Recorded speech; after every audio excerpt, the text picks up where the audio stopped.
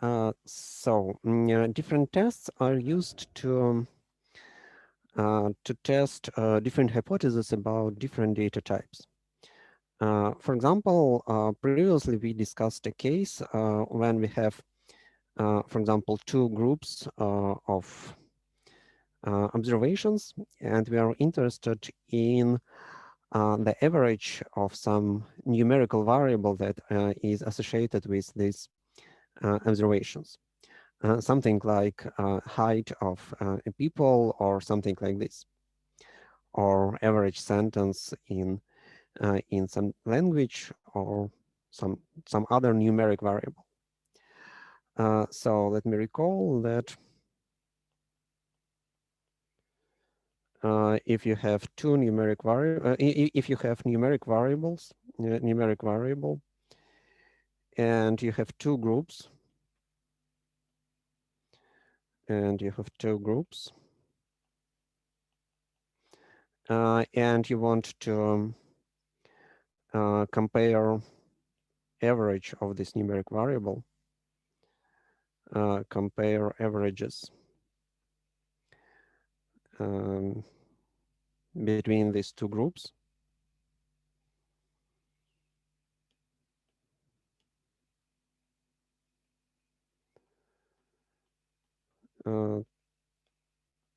Then we use students t-test. Use two sample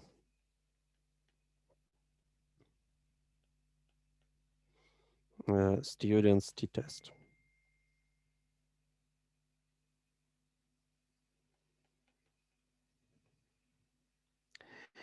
And now let us discuss a similar but a bit different story.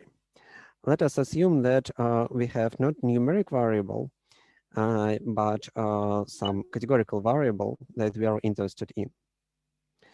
For example, let us consider the following study.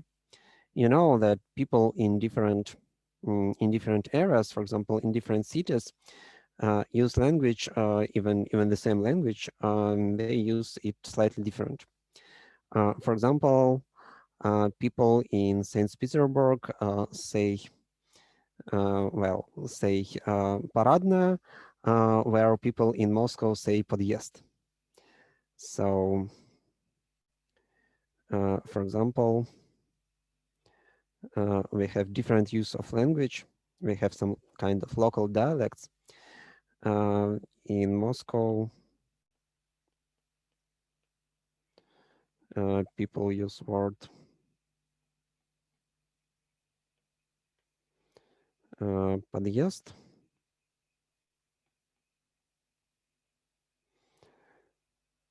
So,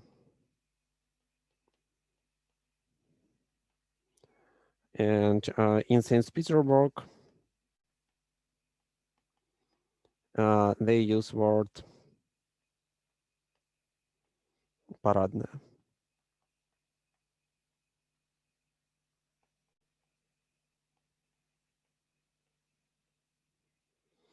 So the same, both words mean the same thing. This is, I don't know how to say it in English, like enters to big house, something like this. So assume that we are interested in phenomena like this. And for example, we are interested in a particular word, and we want to understand, is it true that people in Moscow use this word differently than people in St. Petersburg? For example, we can do the following experiment. We can pick some people in Moscow and people in St. Petersburg, and then we can, for example, show them some stimulus, for example, a picture, and then ask them to name thing that is shown on this picture. So, for example, we are interested in how people in different cities call like bread. So, for example, how people call bread. And we can do the following experiment. Select some people in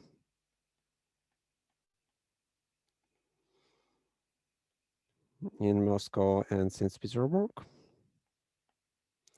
and ask them to name what is called on the picture. To name how they call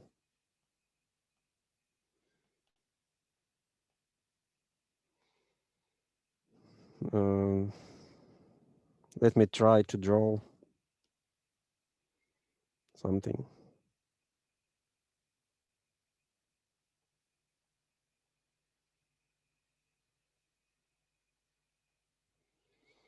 Does it look like bread for you? Okay, I hope so.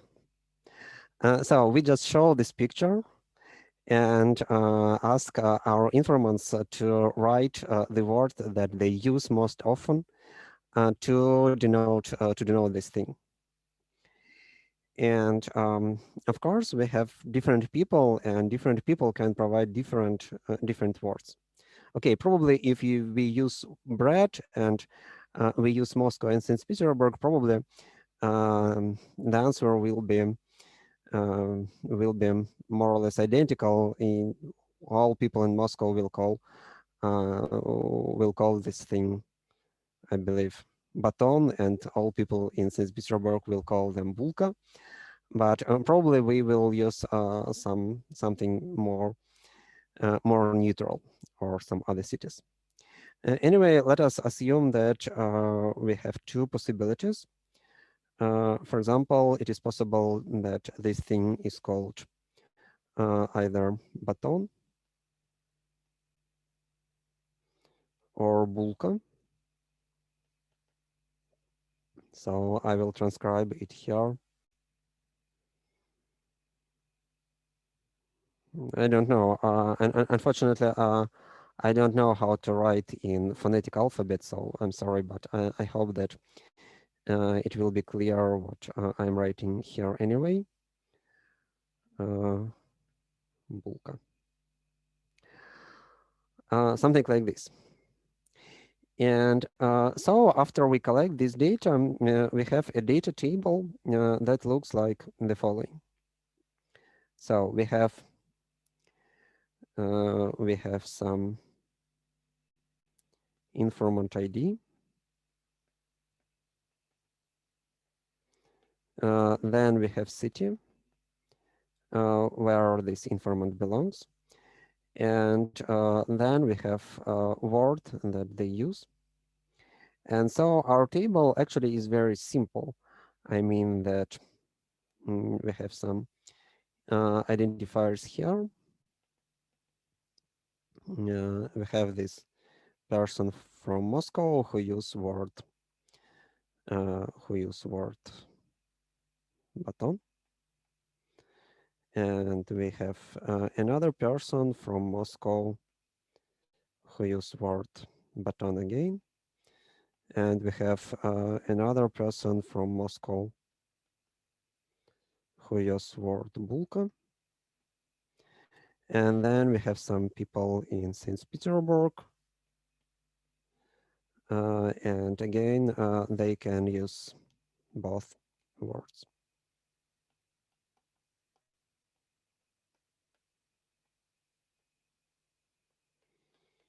For example, we have data that looks like this. Of course, we have much larger table, but this table looks like this. So basically, besides of informant ID, we have two variables, variable city and variable word. And both variables can take two possible values. City can take values Moscow and St. Petersburg, and word can take values baton and bulka.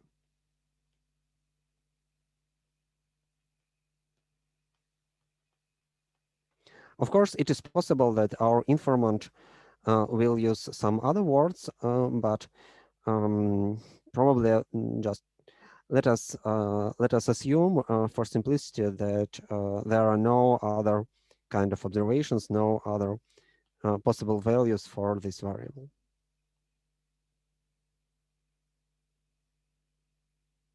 So this is our data. And what is our research question? We have the following question here. We are interested, is it true people that people use language differently in Moscow and in St. Petersburg? Is it true that the same thing, the same object, is called using different words in Moscow and in St. Petersburg? So our research question is the following. I have a question. Is it true that people use, for example, is it true that people use bulka instead of baton?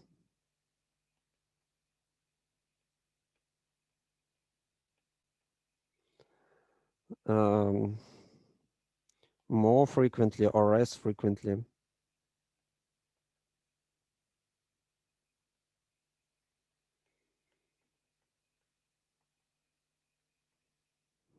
In St. Petersburg than in Moscow?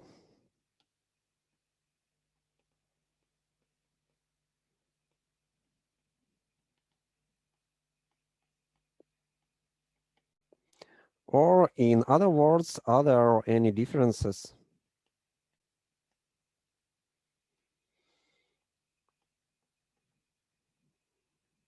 Any difference between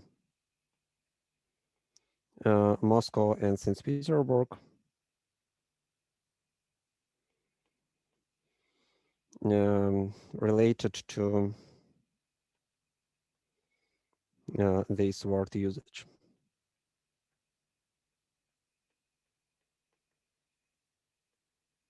So if we believe that the language is completely the same in Moscow and in St. Petersburg, then we shouldn't see any differences in this word usage.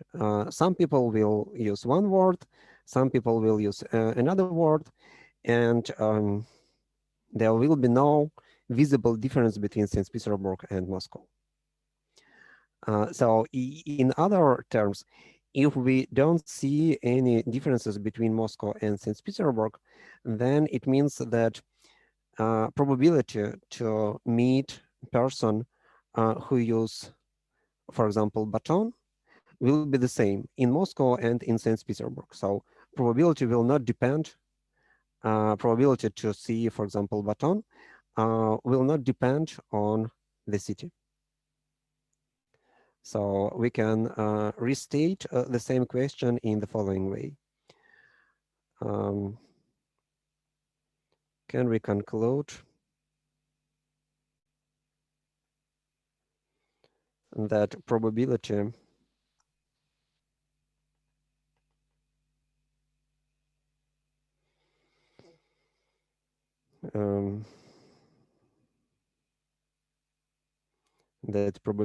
to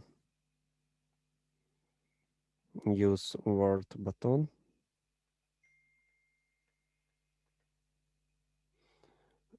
depends on the city?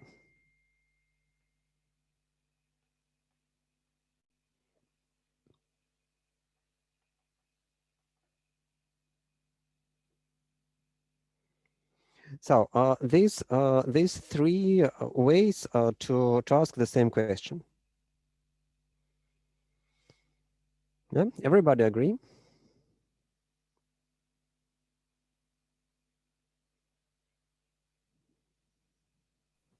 Yes. Okay. So now we want to analyze the data that we have, the data like this, to answer this question. Let us think first about this data. It is not very convenient to use this table as is, because it is a very long table with a lot of records, a lot of observations, and what we are actually interested in are some frequencies, some counts. We are interested how often people in Moscow use word baton and bulka, and we are interested in how often people in St. Petersburg use the same words. So first of all, we have to summarize this table and obtain some frequencies. So first step,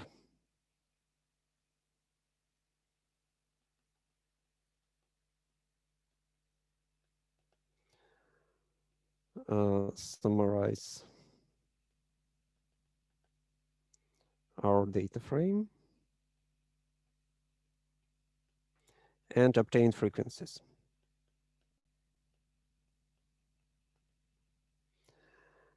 So we obtain the following table. Like, we have two variables that we are interested in.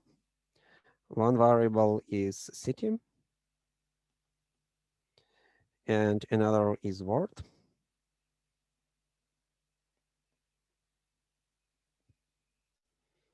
Okay, let me use different notation.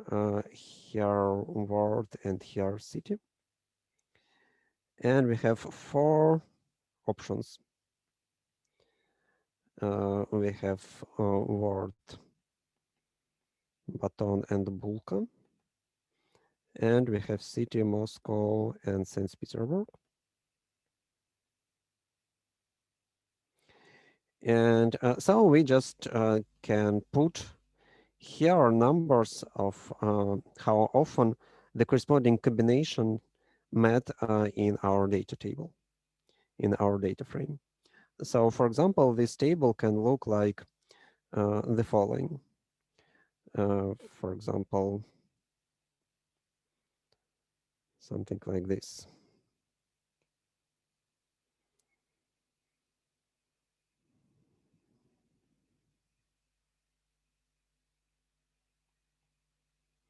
Something like this.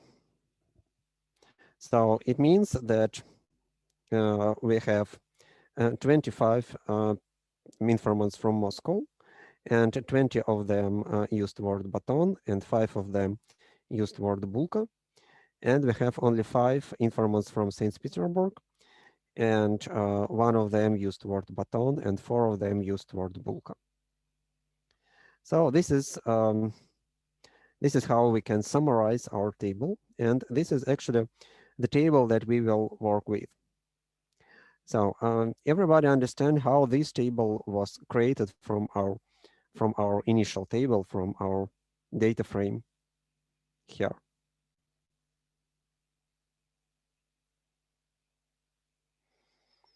So if we look at the combination of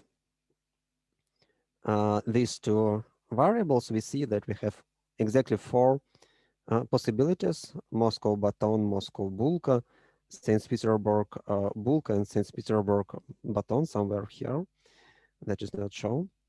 And here are just counts of the corresponding combinations.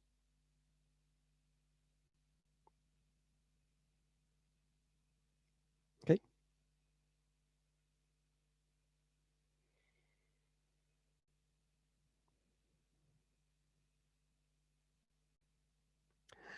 Now let us think about our initial question. How do you think? Assume that we actually obtained this table. This is our data. First of all, how do you think? Does this table provide some evidence in favor of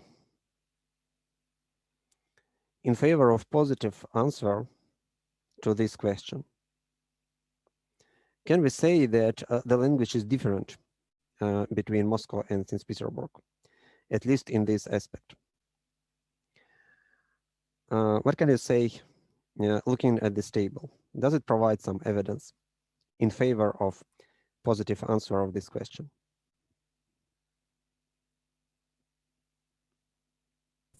I think yes. Yeah, come on. Mm-hmm. Okay. So we see that baton is much more frequent in Moscow, Mm-hmm. but for Bulka it's almost the same.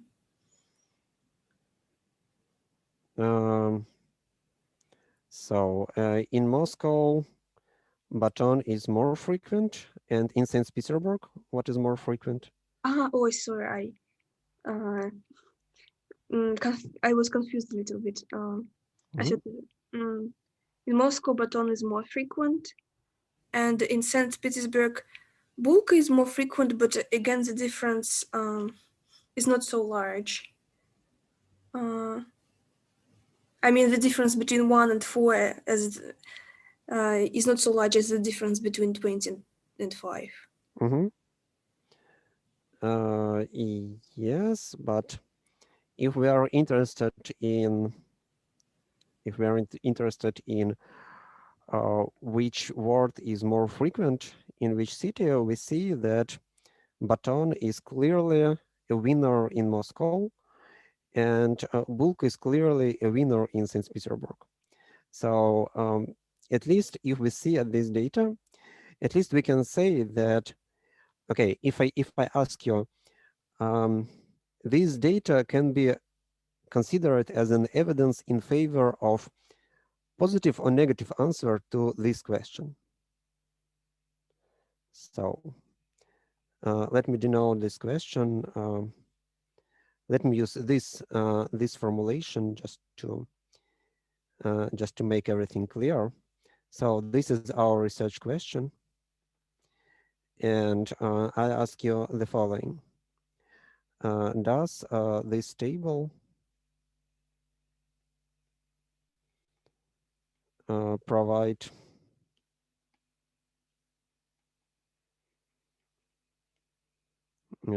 argument, evidence Yes, it does. in favor of positive answer or negative answer? Positive answer. Positive answer or negative answer to our research question.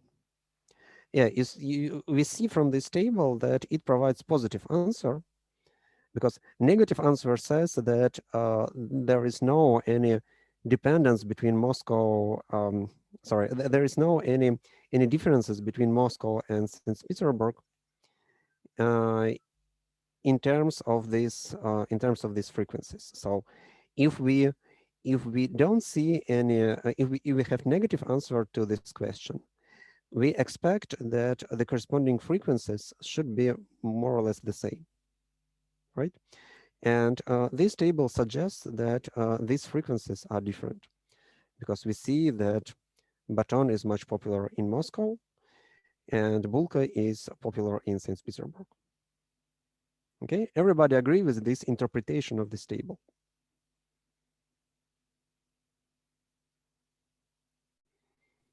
Yes. Mm-hmm. So this provides positive answer, but is it true that we can? Is it true that we have enough information in this table to make this claim that we actually obtained positive answer? What can be wrong with this conclusion? The sample size is too small compared to the whole population. Mm-hmm. Yeah. In fact, again, as we have in all these kind of problems, it is possible that we have some so-called sampling error. It means that our selection process have some randomness, and the result of this selection process is somewhat random. And it is possible that we just have too small number of informants in St. Petersburg, and just due to randomness, we have this relation between them. It is possible that it is just an effect of chance, of randomness, that we have only one person who prefer Baton over Bulka in our St. Petersburg sample. It is possible that the actual ratio will be different, but we just see this in the data. But okay, that's some random thing. And now, when we do statistical testing again, we have to decide. Okay, we see we have some evidence in favor of positive answer, but what we are interested in is the following: is it true that this evidence is conclusive? Can we decide from this evidence that indeed we have this positive answer, or it is just a result of some fluke? So this is the question that we are interested in.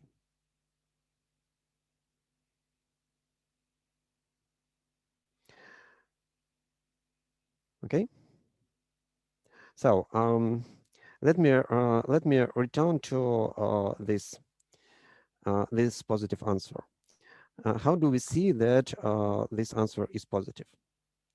At least, how do we see that this table suggests us that the answer should be positive? Not very conclusive because of small sample size, but at least we say that it is evidence in favor of positive answer and not evidence in favor of negative answer. By the way, that's a good question. What kind of table we will get that we will treat as an evidence in favor of negative answer in this case? Assume that, for example, assume that I have the following table. For example, so this is positive. How our table should look like to be evidence in favor of negative answer. So city Moscow, this is St. Petersburg.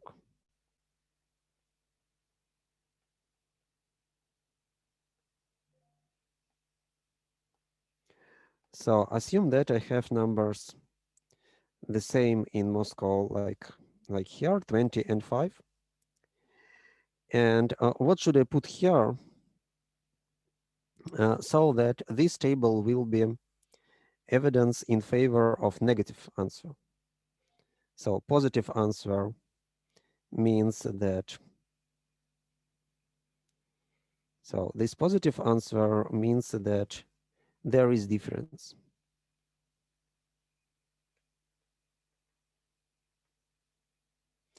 And what about negative answer? What if I want negative answer here? There's the same numbers. So no difference. Okay, the same numbers. What do you mean? If you put the same numbers, like again, Baton 20 and Bulka 5, that will mean that there is no difference between Bulka and Okay, Baton. okay, I agree. I agree. Here we see that there is no difference. But let me assume that due to some logistical reasons, I have to I can get a large sample in Moscow and much smaller sample in St. Petersburg. So what numbers would I write here if I want my sample in St. Petersburg to be smaller than sample in Moscow?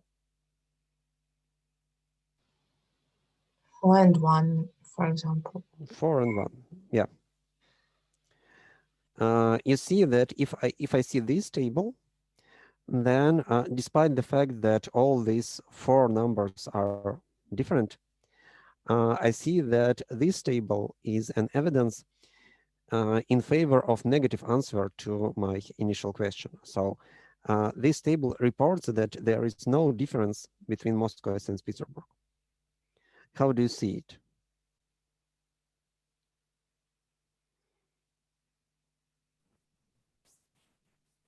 Well, in both cases, for every 4 people saying baton, there is always a person saying buka. Exactly. Yeah, we have to find not absolute frequencies, but we are interested in proportions. We are interested in how much people in Moscow, what is the share of people in Moscow, what is the proportion of people in Moscow who use word baton, and the same for St. Petersburg. So this is the difference between these two tables, and this difference lead us to different answers. And okay.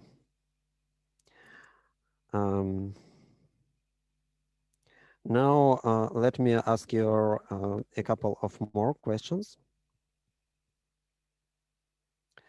For example, consider the following two tables. So again, we have the same values.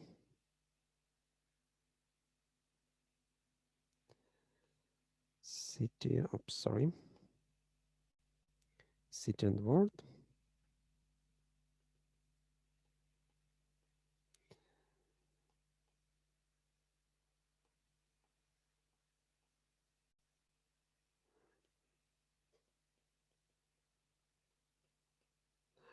And we have, for example, this data. And on the other hand, we have the following table.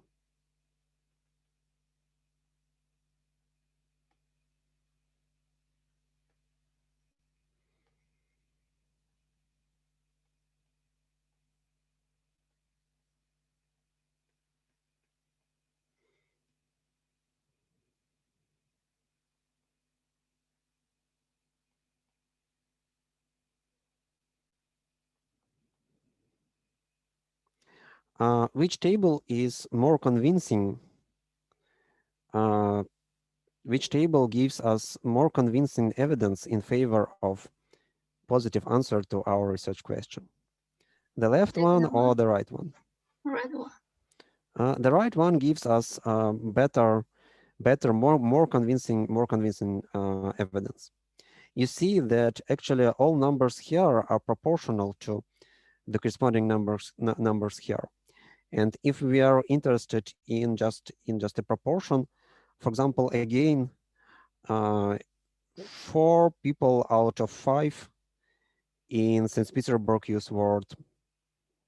Sorry, let me use different numbers. But the answer will be negative here. Yeah. This is my mistake. The answer will be negative. Yeah, this were a data in favor of negative answer, and now I fixed it. And now you see that this table is provides us a better, more strong evidence in favor of this positive answer, despite the fact that the ratio is the same here and here, for example, or here and here. So again, we see that what we are interested in, on one hand, we are interested in these ratios. Let me find these ratios. So I say that this table gives me positive answer because I see that the ratio, for example, I can find 20 over 25 this is equals to 4 over 5. This is approximate probability to meet with person who use word baton in Moscow. And this is different from 1/4, which is probability, approximate probability to meet a person who lives in St. Petersburg and use word baton. And due to this inequality of these ratios, we see that we have positive answer for this question. At least this is an evidence in favor of this positive answer, not negative answer.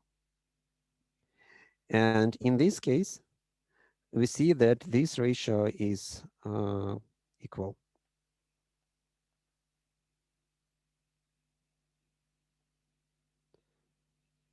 So this is 4/5 and 4/5 here. So this is from this part and this is from this part.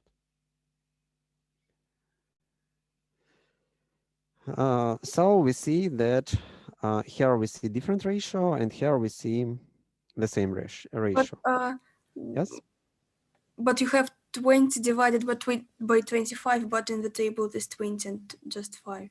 I just divide it by the sum, by the whole sample. I want something like a probability, something that is close to probability. So if I pick a random person from Moscow, the probability that this person will use word baton is approximately 4/5, at least according to my sample. So I divide all people who use word baton to the overall number of people that I interviewed in Moscow. Okay. Okay.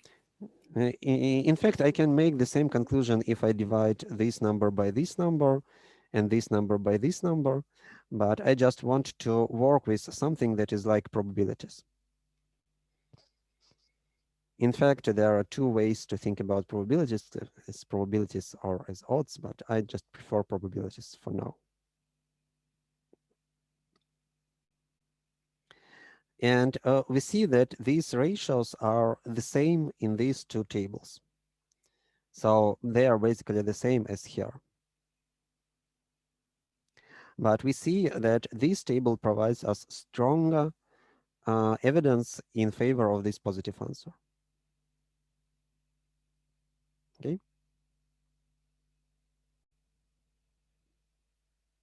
So this was actually some discussion about our intuition. But now let us return to some more formal mathematical statements. So basically, we have two values that we are interested in. Basically, we have the model. And our model works like the following. We have two large boxes, and there are a lot of balls in my boxes. And on one ball, some ball has word baton, and some ball has word bulka.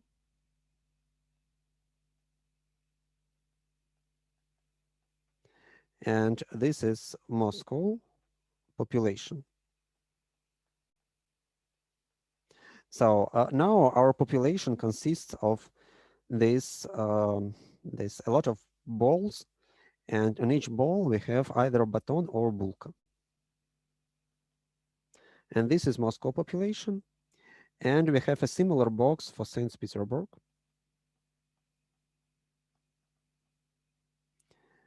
And again, we have some balls here.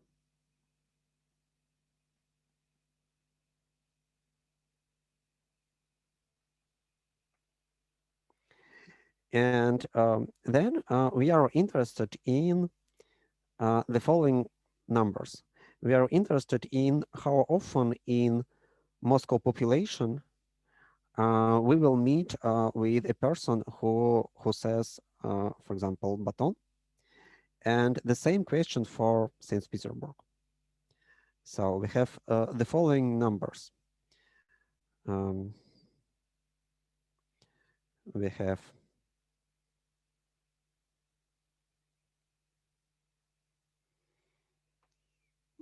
P Moscow,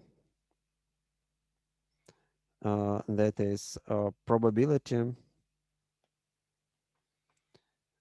to meet with person who says baton in Moscow. If I pick person randomly.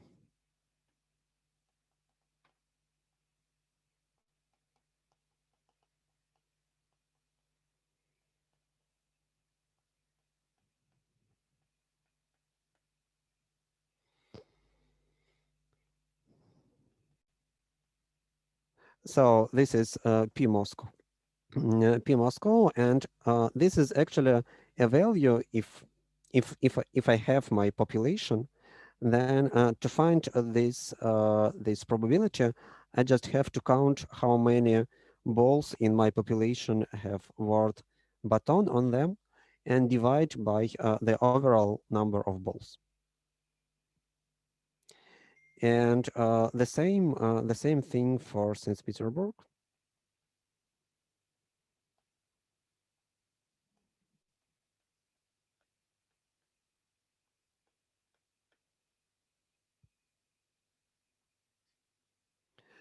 So now I believe that my data were generated as a random selection from these two populations. So I selected some random elements here, recorded what is written there, returned, then shuffled, and so on. And in this way, I obtained my initial table. And after that, I obtained this table.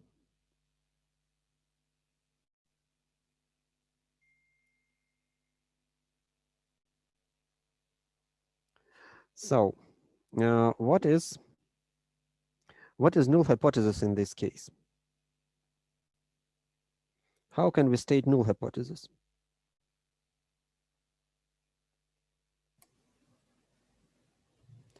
Null hypotheses are usually says that there is no dependency between something and something. So then null hypothesis is that the usage of words baton bulka do not depend on the seeds. Yeah. How do you state this absence of dependency in terms of these probabilities? Probability M is equal to probability SPB. Yes, and these two probabilities are just equal to each other. So probability to meet a person who uses word baton in St. Petersburg is the same as in Moscow. So our probabilities are the same.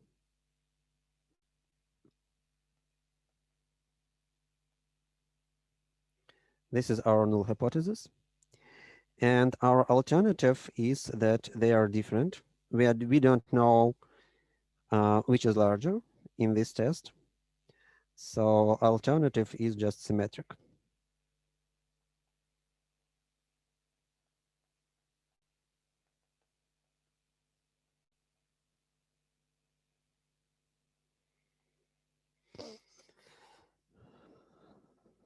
Okay, so null hypothesis corresponds to a negative answer to the question that is stated like this.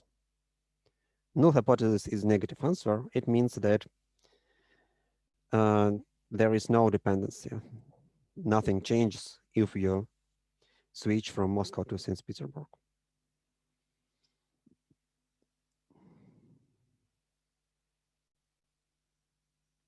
Okay.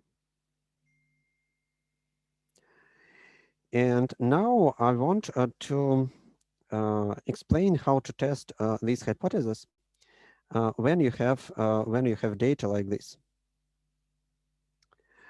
To do it, first of all, let me write a table that is similar to actually obtained, but but that will correspond to null hypothesis. So let me assume that, okay,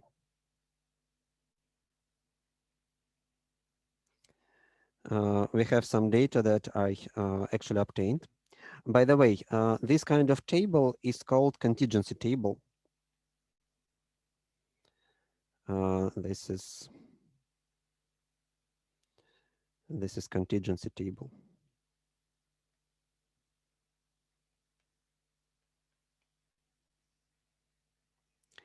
And let me again assume that we obtained the data that we actually obtained. Like, okay, let me write some numbers.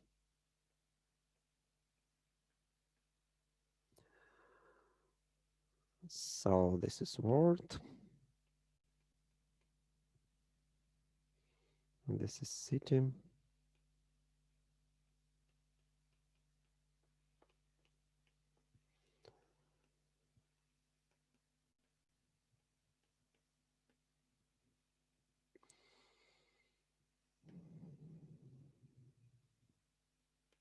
Okay, let me put a little bit different numbers just to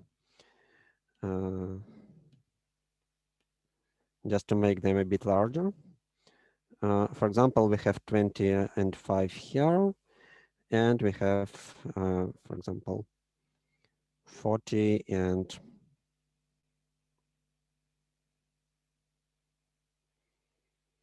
30 here. Something like this.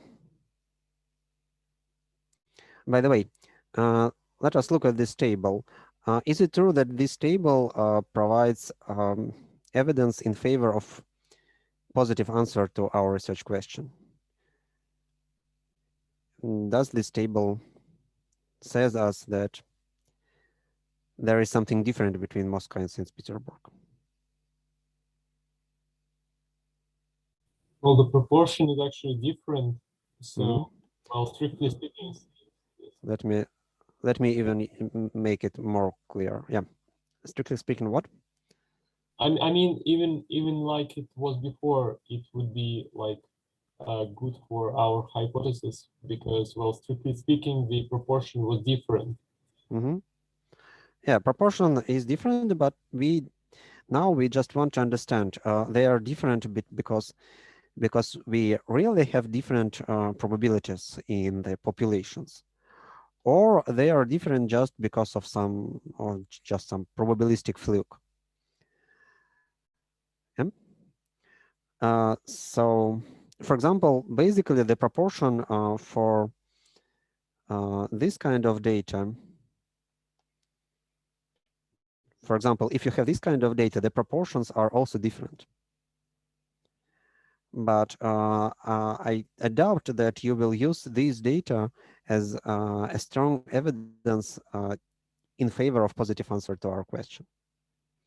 Because the proportions are different, but the difference is rather small and can be explained just by sampling error, just by randomness. Okay. So now I want to find the following numbers. I want to find so-called marginals. They are just sum of values here and here, and here and here.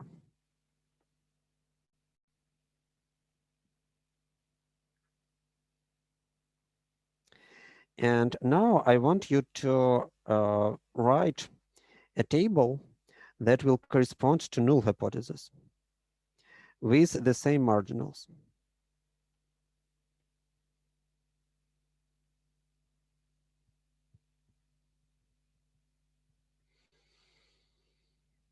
Like I want to write some numbers.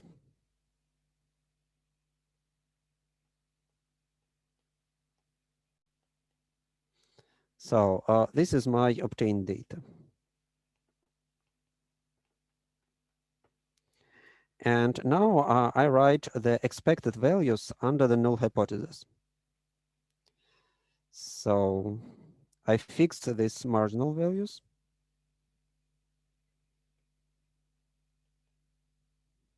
And I want them to be fixed. But now I want to put numbers here such that this table will correspond to null hypothesis. So I want to write expected values. Okay, let me use different color here.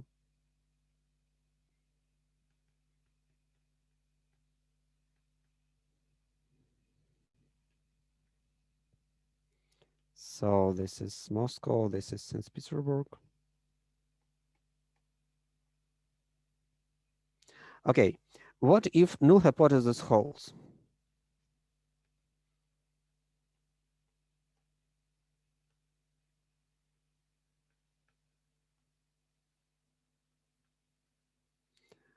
What would you expect to see in this four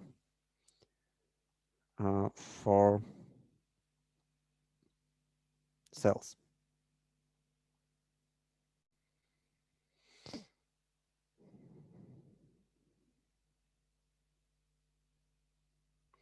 For example, we have 25 people in Moscow, and I want to avoid any dependence between Moscow and St. Petersburg.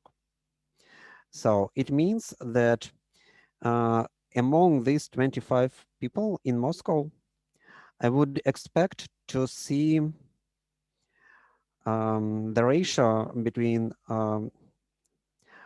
okay, so among these 25 people, I would expect that people who says baton and people who says bulka are related just like these numbers that shows us how people choose between these two words in the whole population, in the whole if I unite Moscow and St. Petersburg. So how to find the number that I should put here?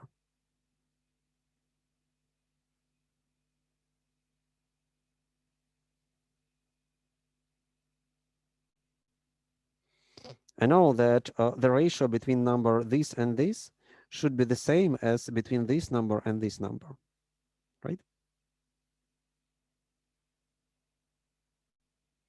So how to find the correct number here?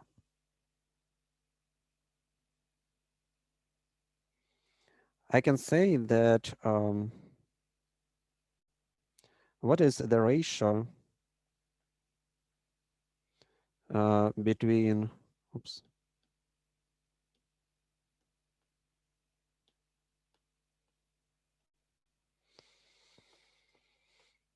the ratio number of people who use word baton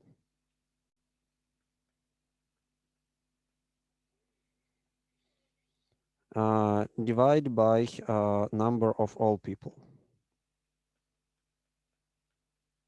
So this ratio should be given just by these two numbers. This should be 60 over 105. Now, how to find the value here? This is a kind of proportion problem.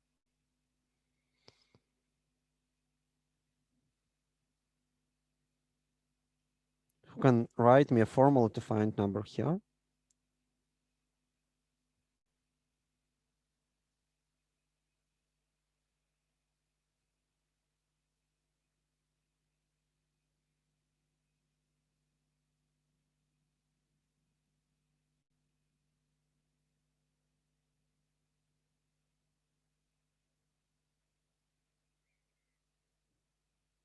Anybody? Is 4 over 7 the result of the ratio? Oh, what are you asking for?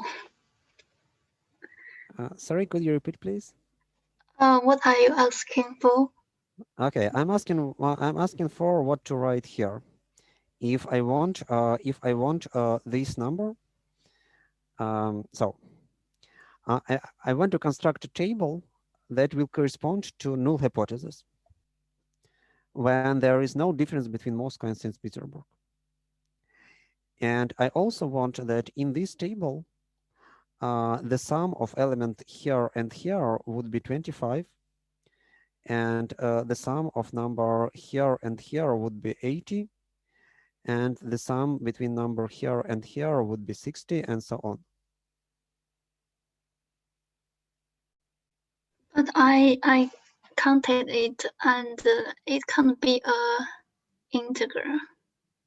Yes, it may be non-integer. It may be non-integer because it is not an actual value. It is not actual number of people, but it is something like expected number of people. It is something like an average. So it can be non-integer. Yes, actually, Ivan wrote in the chat the answer, and this answer is 25 times 60 over 105.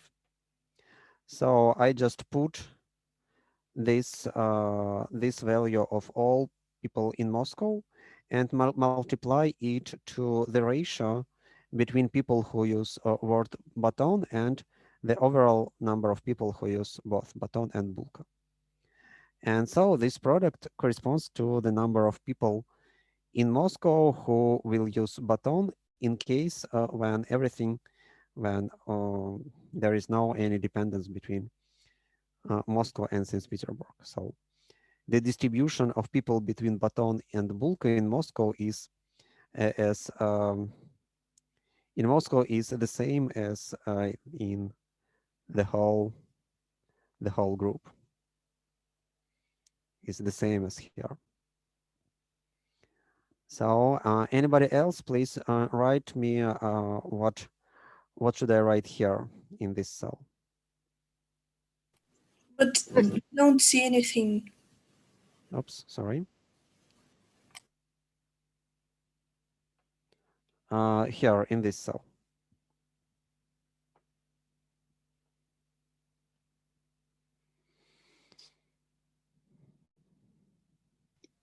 It's 25 to type 45 over 105. Yeah, that's correct. 45 over 105.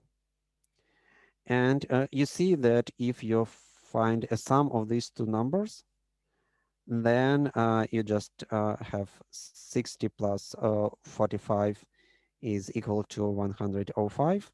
So this coefficient becomes 1. And you see that the sum of these two values equals to this 25. So this condition is satisfied. And what about this column?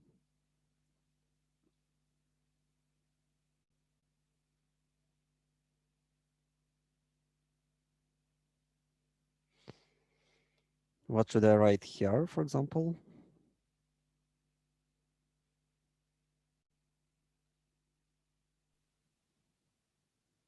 The same formulas, but just change 25 to 80. Yeah, exactly. I have to put here 80 times the same coefficient, and here 80 times the same coefficient here. Correct. So now we see that in this table, everything is all conditions are satisfied. For example, if I find the sum of numbers here and here, I will get this number 80. And in fact, if you calculate the sum of this value and this value, you will get this number 60. You can just try to do it. And you see that it works. It should work. So these values are expected values that we will meet in this table, in this contingency table, provided that the marginal values just equal to our actually obtained values, and null hypothesis holds. So in a sense, this table is the best table that can be the best evidence in favor of null hypothesis.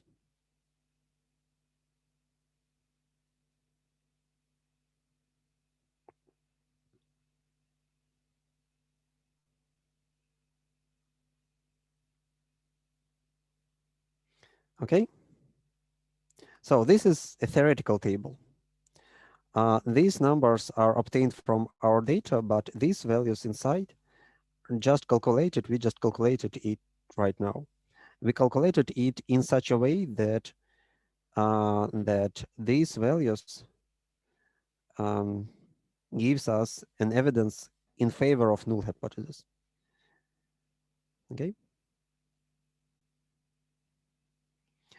And now what we are interested in is the difference between our actually obtained data, between this table and this table. The larger the difference, the more evidence in favor of alternative we have. So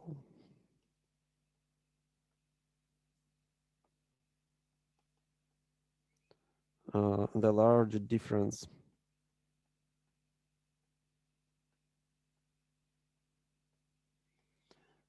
between obtained data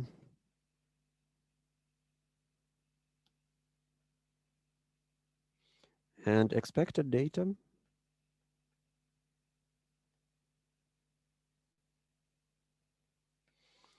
the more convincing our evidence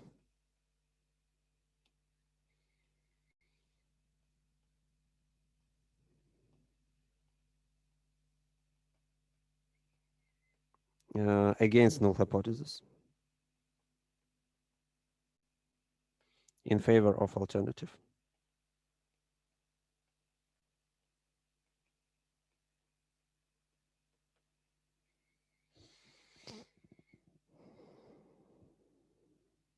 So now we want to we want to calculate this difference between these two tables. And to do it, we have to find a value that is called Chi-squared statistics. And this value is found in the following way. We just subtract these numbers from these numbers, take a square of them, and divide by these expected numbers. So basically we have the following Chi-squared value. And this Chi-squared value is the following. This is a sum of the following value.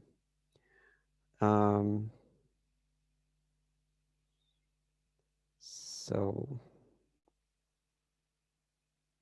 this is our obtained or observed. So observed value minus expected. Then we have to make a square of this and divide by expected.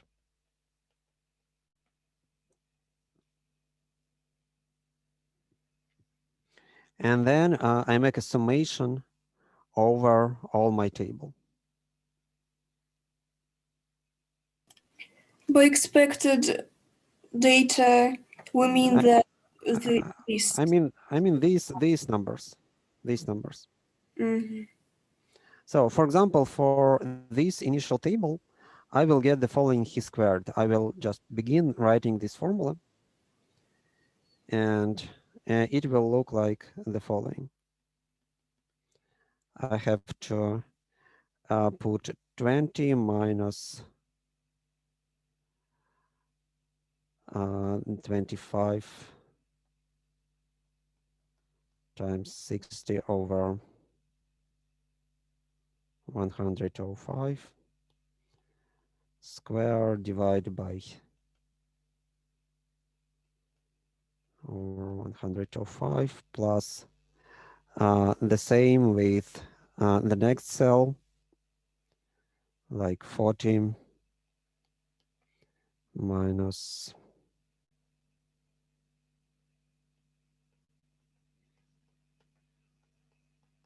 this value divided by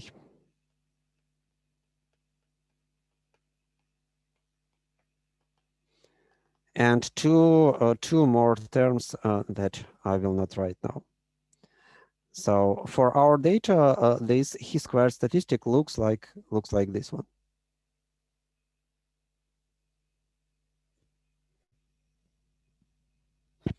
And these chi-squared statistics, in a sense, measure how far our data, our observed data from null hypothesis, how good our data is as an evidence against null hypothesis.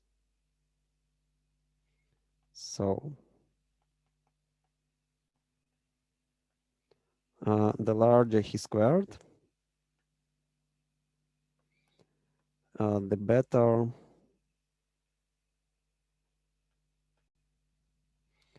better evidence against null hypothesis we have.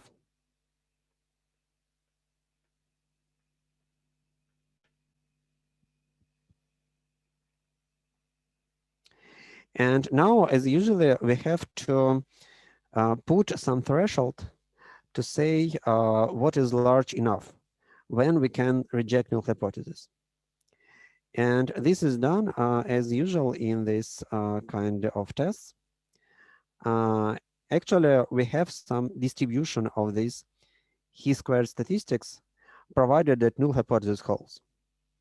Of course, if null hypothesis holds, it does not mean that we will obtain data that is exactly equal to these expected values. Of course, due to sampling error, we will get slightly different data. And so the value of this chi-squared will not be equal to 0, even in case that null hypothesis holds. But we know the actual distribution of this chi-squared under the null hypothesis. So the distribution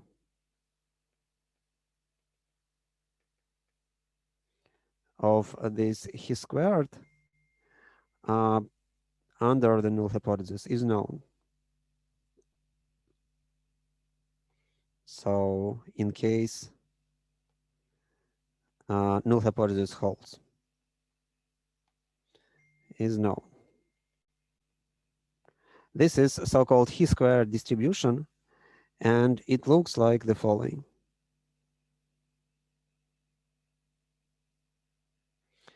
Chi-squared can take only positive values, so the corresponding distribution looks like this. And again, as usual, we put some threshold. So we have some critical value of this chi-squared in such a way that this probability is less than, actually this probability should be equal to alpha, significance level.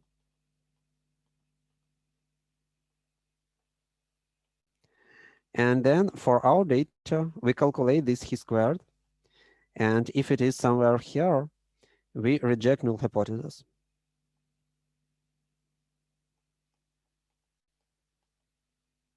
And if it is here, we do not reject null hypothesis.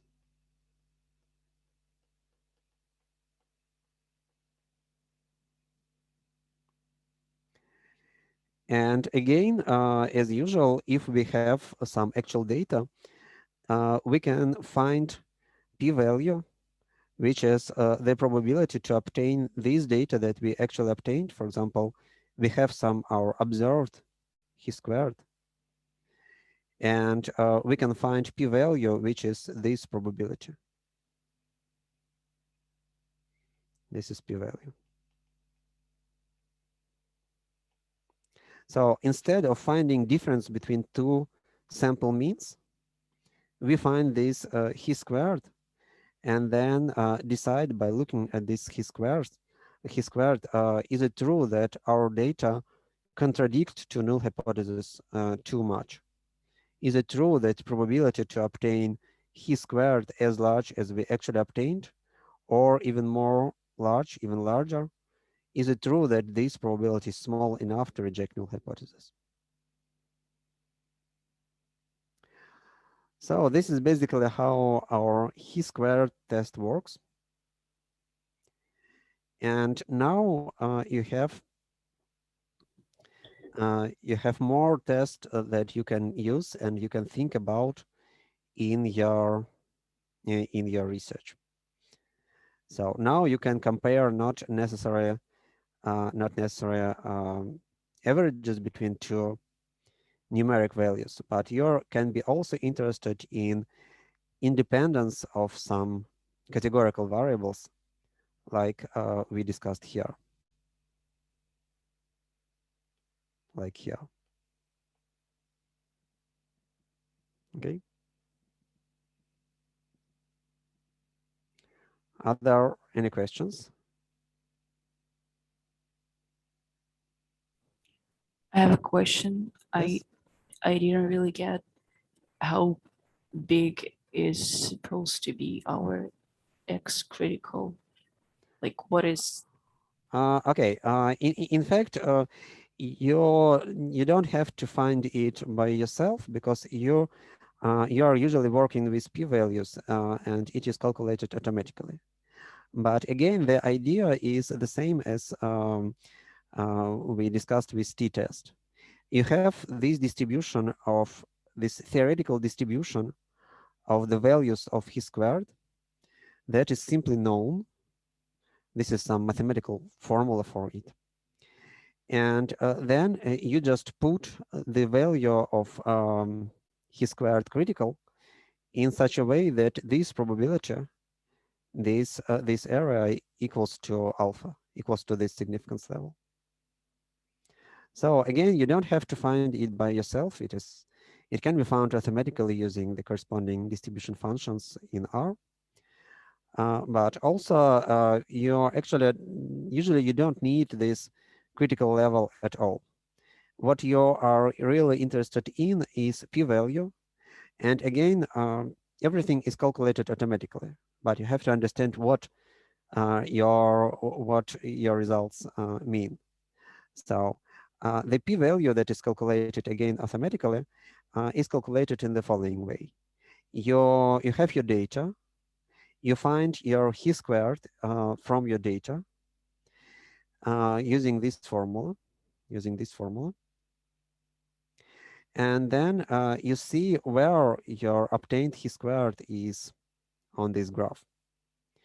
And after you see where it is, you can find this probability to obtain chi-squared as large as you already have, or even larger. And this is your p-value, and then you just compare this p-value with the significance level to understand where you are located, here or here, and should you reject or not reject null hypothesis. I think I get it. Thank you. Mm-hmm. Okay, am I correct that you have another classes at no, not this course, but another course today? No, we have this course only. Okay. And Because, I have questions still. Yes. Okay. Good. I know that it's believed that exactly this type of tables, I mean, like 2x2 tables, is most suitable for this test, and it's understandable how to use it with bigger tables, but it's also possible, as I know, to use it with really small tables, like 1x1. But how does it work then? I'm not sure about 1x1. What do you mean? At least the smallest table like this that you can consider is 2 by 2 because you have at least two levels at each. Have two levels of each variable to claim, to ask questions about their independence. If you have only one city, you cannot just state the question. Mm, If you have only Moscow, what will you compare with what? But if we have um, hmm, frequency of uses of Baton and Bulka, just in Moscow.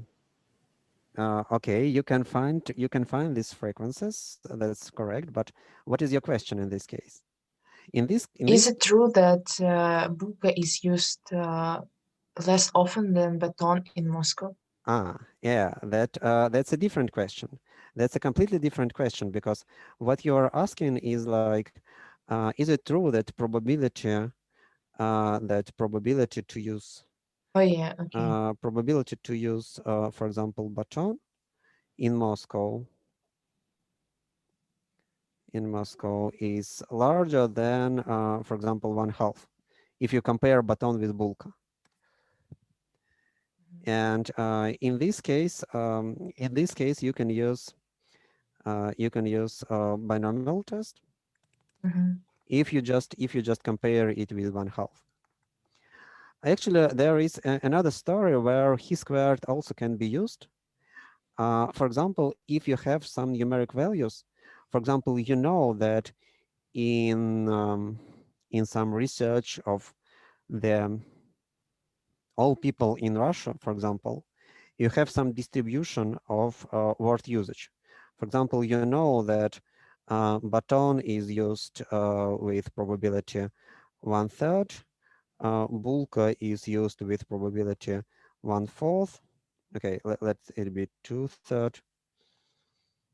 And some other values are used with the corresponding probability. Okay, let me use a bit better values here.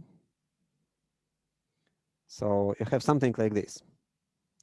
And your null hypothesis that the distribution in Moscow is like this.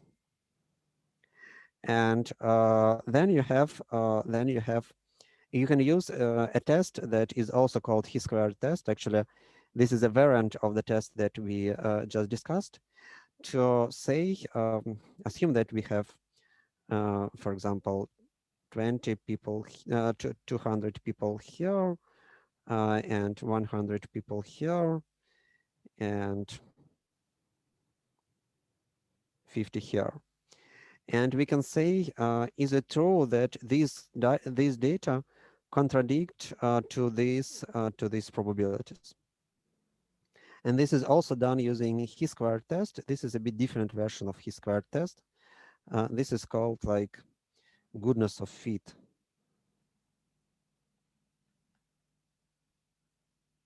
Chi-squared test. There is such thing, but I think that in our research, it is more important to understand this application of Chi-squared test that is used to discuss independence between two variables. But if you have some probability, if you have some distribution, and you want to understand, is it true that these numbers follow this distribution, then you can use this goodness of fit Chi-squared test. That works very similarly to what I discussed so far. Okay, thank you. Mm-hmm.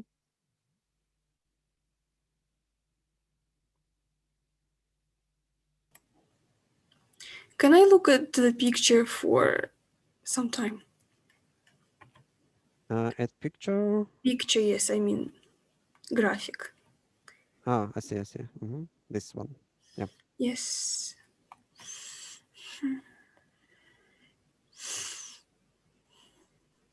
So basically, how this graph is constructed? You can just create you can create tables like this one, but to create these tables, you use not the actual data that you have, but you just sample values under condition that there is no difference between Moscow and St. Petersburg.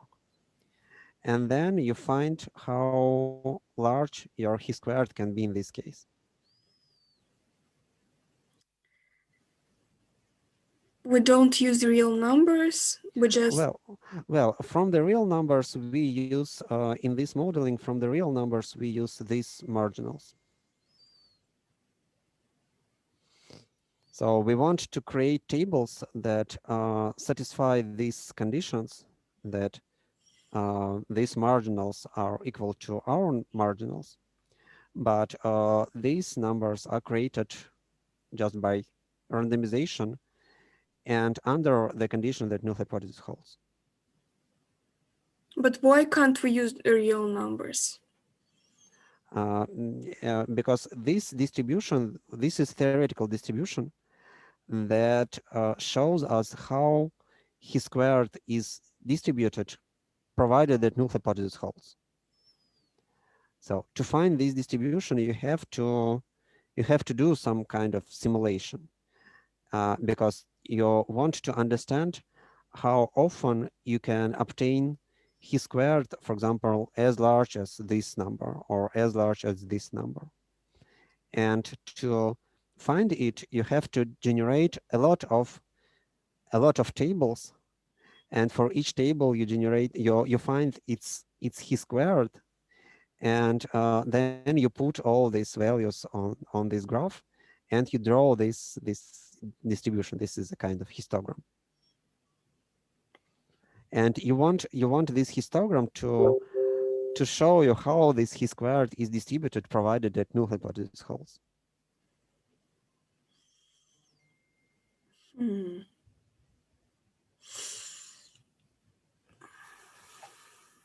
So this is basically this is like t-test.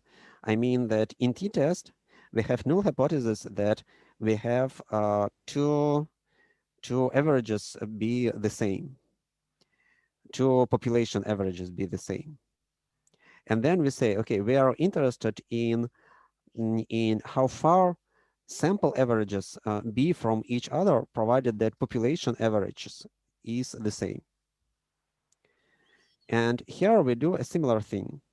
We say, okay, assume that these two variables are, I mean, assume that probability in Moscow is the same as in St. Petersburg. Then let us generate tables. Let us generate some fake data that is similar to this table by the structure, but that created under condition that null hypothesis holds. What we are interested in is the following: how large can be chi-squared if null hypothesis holds? So I understand that we create fake table to understand, to calculate expected data. Yes, this is one part, but the construction of this line is another part.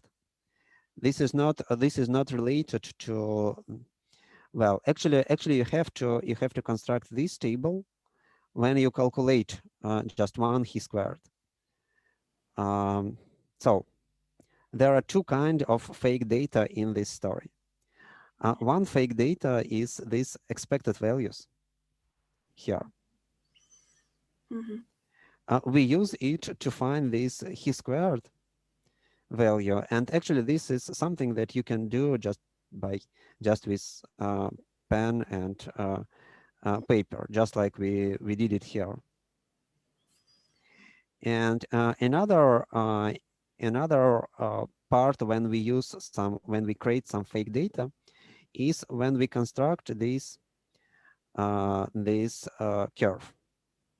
We construct this curve in such a way to understand how far can be our Chi-squared, provided that null hypothesis hold, how large it can be. And this is a different fake data, not this one. Because in this case, what we do, for example, what can we do to find this distribution of this Chi-squared? We assume, okay, we see that we see some numbers here. Okay, let us assume that we have two populations which have 60%. Sorry, which have, so basically, what do we do here? How this curve is constructed? Let me explain it. How the Chi-squared curve is constructed.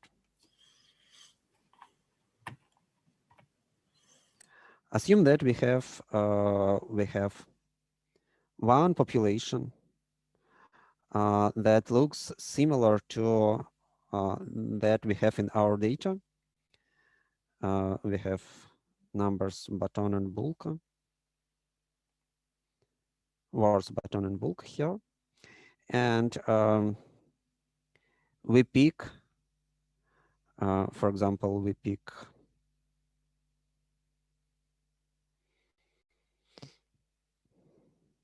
25 items, and we pick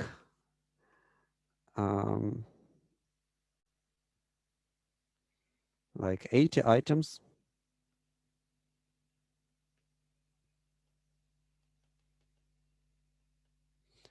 and we just write that all these items are from Moscow, and all these items are from St. Petersburg. There is no in this simulation, there is no difference between Moscow and St. Petersburg. We believe in this simulation, we believe that null hypothesis holds. And then we have some table, yes, like we discussed before. So this will be city and this will be word. And this table is generated from this simulation. And then we can find Chi-squared for this table and get some number, some numeric value like 2.4. And we repeat this process,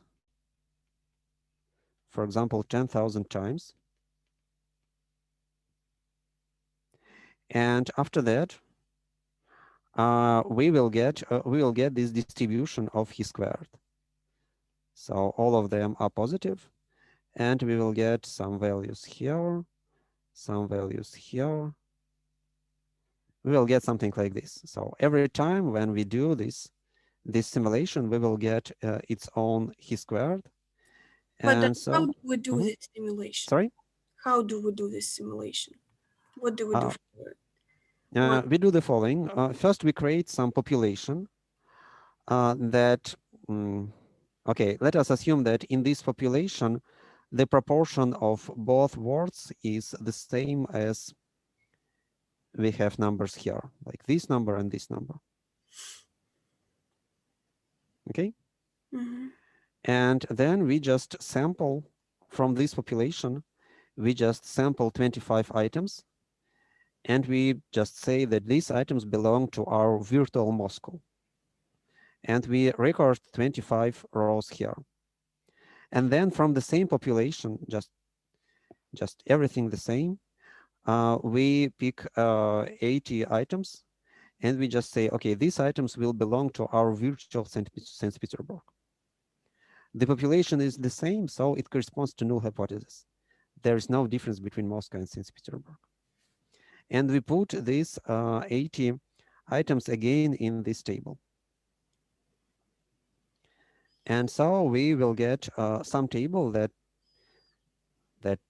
has the same structure as our actual data, but it is the result of our simulation. And then we calculate Chi-squared for this table, just according to the procedure that we discussed so far.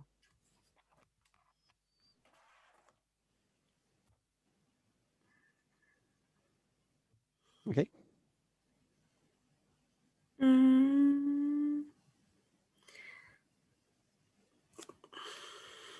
I think I need more time to understand it, and that's why it doesn't make sense now to. Okay, probably you can ask another question. It is the best way to understand something is by asking questions. I'm perfectly able to ask questions, but now I even.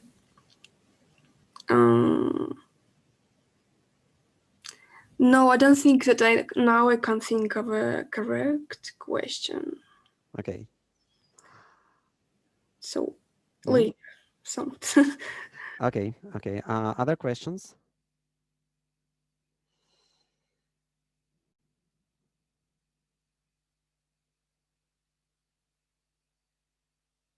So if there are no other questions, I think we can make 10 minutes break and then continue.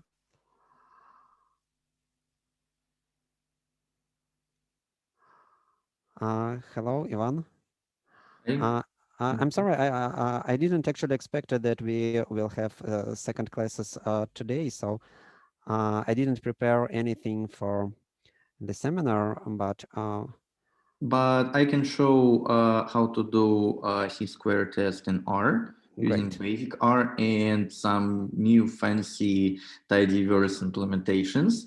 And also I can continue with tidyverse. Okay, yes, that's great. I think, yeah, that's a good plan. Great. Thank you. So okay, let's continue at 8:03. I will write it down here. Okay, great. So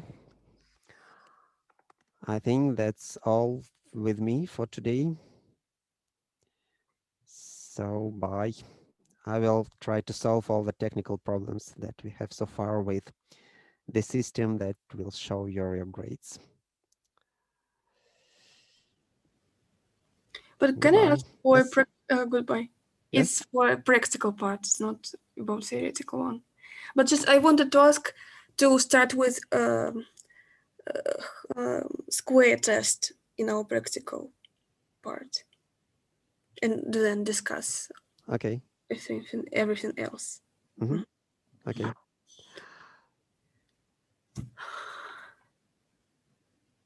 Thank you. Okay, so bye for now. Thank you.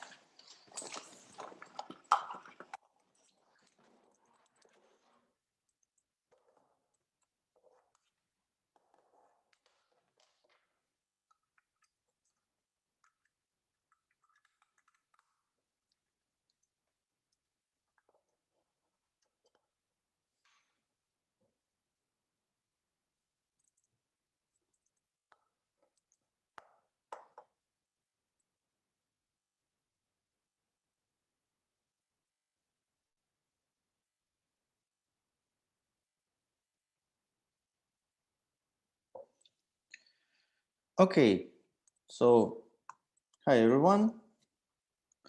It's nice to see you again on the seminar. And let's start the seminar. Do you hear me?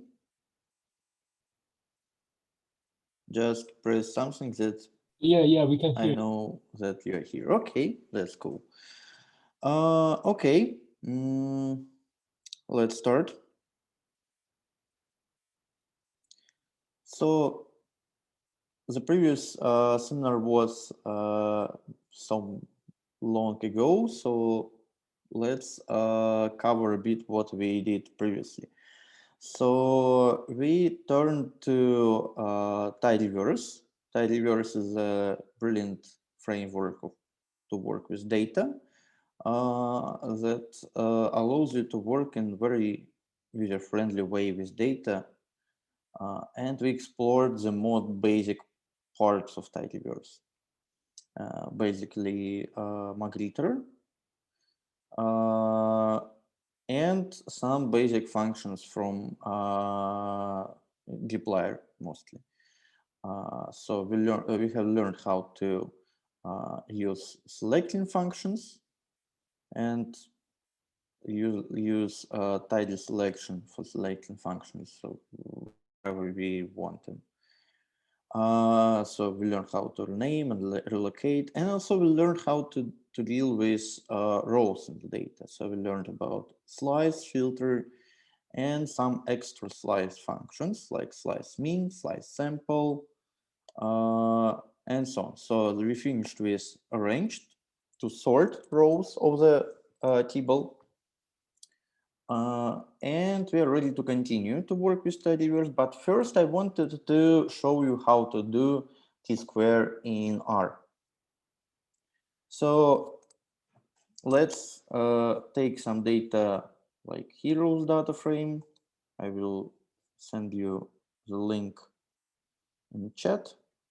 If you want to follow me, I recommend you to follow me. Okay, I cannot find function readc3. Why? What did I forget? What did I forget? Well, you didn't import the like Tidyverse library. Exactly. Thank you.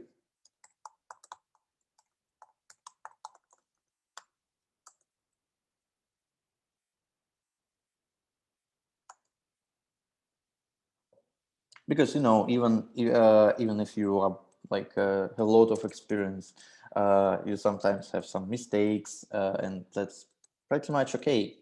You will not write the code without errors. It's just a myth, like people who write something in very high speed in films. It's usually more like, yeah, of course it can be fast, but even though it's full of errors, it's full of thinking what's going wrong and so on. It's pretty much okay. Okay, so let's take some columns here. So I think I would take, actually, maybe you can construct some hypothesis about what can we check using Chi-squared test. I have some ideas what we can do, but maybe you can come with your own ideas and we can test it.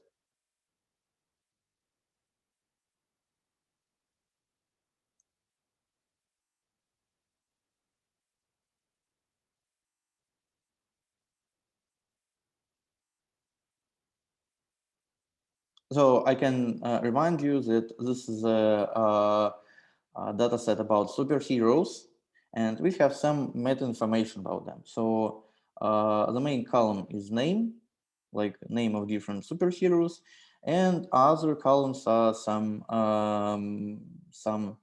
metadata about them, like their gender, their eye color, their race, like race in terms of either they are human or cosmic entity or whatever. Hair color, height in kilograms, publisher. That's actually a very important thing because superheroes are divided between universes, and even universes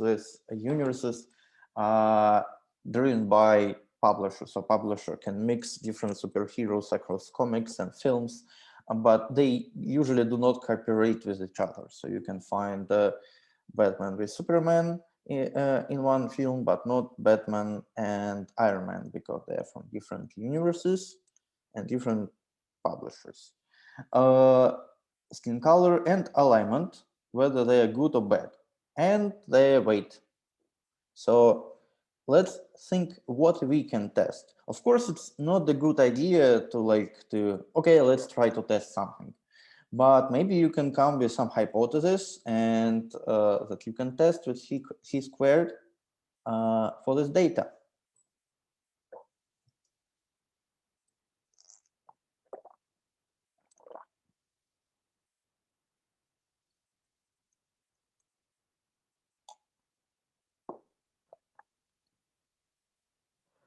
Maybe we can suggest that some universe has more female characters than the other.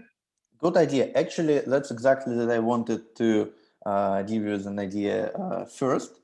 Okay, let's do it. But first, let's limit our publishers to just 2 publishers, because actually there are 2 main publishers in comics universe.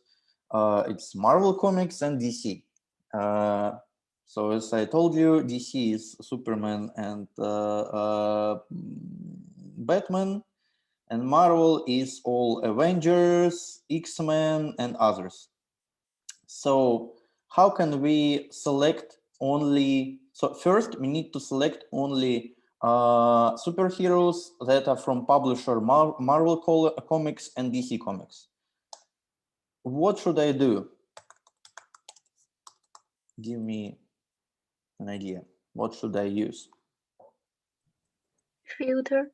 Filter, right. So if I want to select some rows, I use filter. Or slice whatever, but if I want to filter by some conditions, if I want to take some rows by some condition, I use filter. If I want to take some rows just by number, so the first row, the second row, I will use slice. Okay, filter, publisher, publisher, And what should I write next? What should I use to compare it to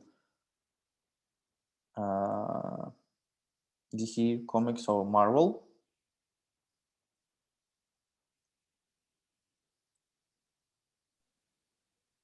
Quality sign. Well, I could, but in this way, if I do this way, I will select only DC Comics. I want two, so I could do it like that. I can do it like that, like I compare it to Vector, DC Comics, and Marvel Comics, and I'll get some results. But what's wrong with this result? It's a very tricky question but it's a very important question because it's very easy to do this mistake, and the most terrible in this mistake that you can even think about that it's not a mistake because you get some result, that it's meaningful result, that it seems very close to actually what you want to get. But what's wrong with it?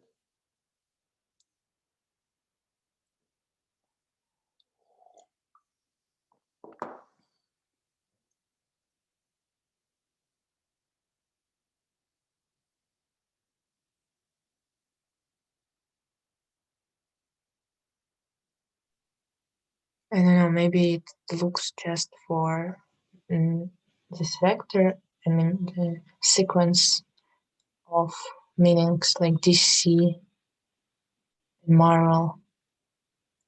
I don't know. Yeah, it's you're right about thinking about what we do in terms of vector comparison. And right, I will show you some example. I think I showed you this example. I mean, if there are some, no, I don't know. Okay, I'm not sure. I'll better see what you're doing. The problem is that it recycles the vector, and this recycling leads us to one important problem that it's easy to miss. So consider you have this vector green blue blue brown green blue, and you compare it to the vector green and blue, right? But actually, when you compare, yeah, I need to redraw it in a more like computer way, but I think you'll get the idea. So actually, if you compare two vectors, if one vector is shorter than another vector, you recycle the shorter vector of the appropriate number of times so that the shorter vector is of length of the longer vector. So if vector ice has 6 values and vector green blue is just 2 values, you repeated this vector 3 times, like green blue green blue green blue, and then compare the long vector to this repeated vector. And in this case, you will get some results that are very close to the correct results. But for example, in this comparison, you're unlucky and you compare blue to green and you get false.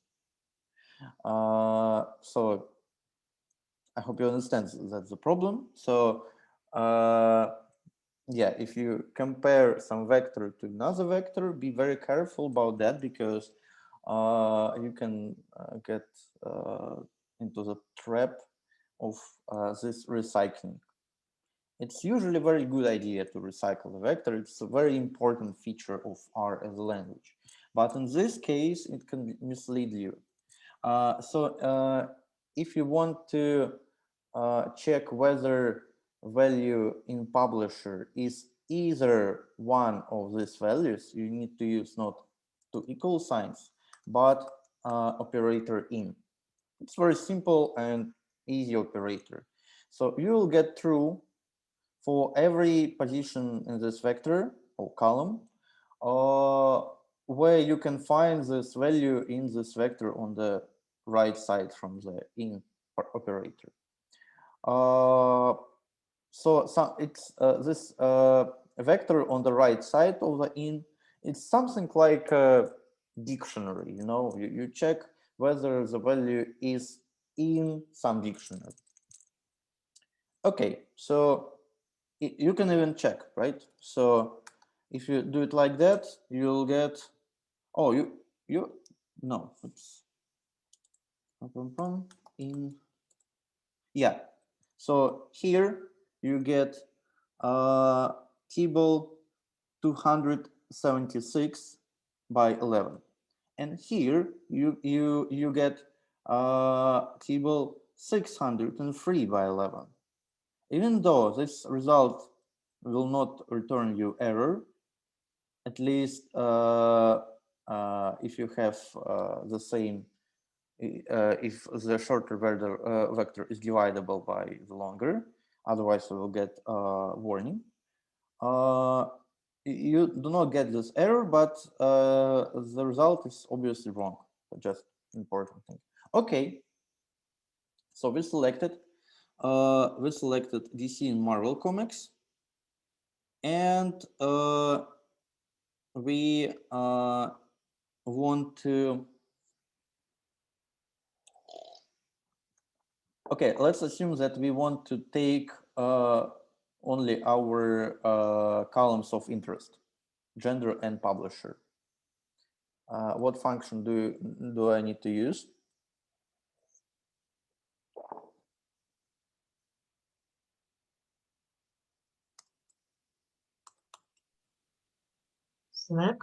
Select, right. Select, and I just use gender, comma, publisher. Okay, and maybe there are some NA values in gender. How can I drop them from the table? Actually, it's very simple. I almost told you the answer. So to drop an ace, you need a function. Try to guess. After some time working in R, you can just guess the name of the function by like, okay, what I need to do. I need to do something fancy. Whether I have a function, do something fancy. And sometimes you have this function. In this case, you have this function. Drop an A. Pow. And you dropped an A. Okay, so now I have this table, and we'll work with this table, this is like a smaller table. Well, let's say gender publisher.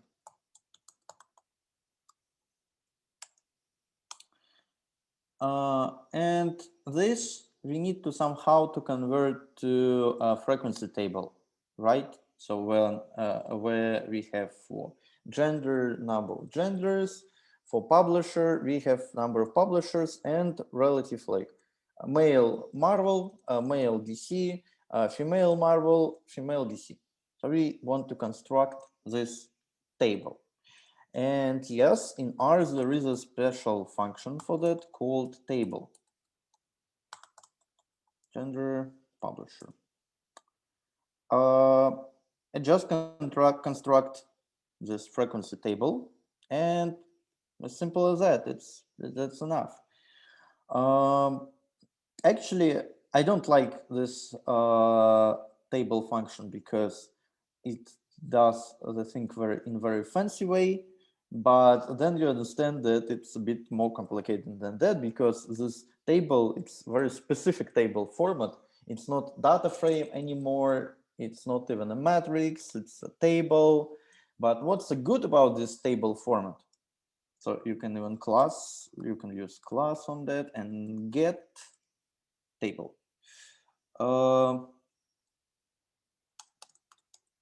And you can apply function summary. Maybe you remember that function summary is a generic function. So you can apply this function to different objects of different classes and get some meaningful results. And if you apply function summary to the object of class table, you will get, what do you think? Any ideas? Descriptive statistics. No, we already have, actually this is like descriptive statistics. So actually, because R is basically a programming language that was mostly designed for doing statistics. So if you apply summary for a table, you get Chi-squared test. That's all. That's very easy and nice. So how can we interpret it?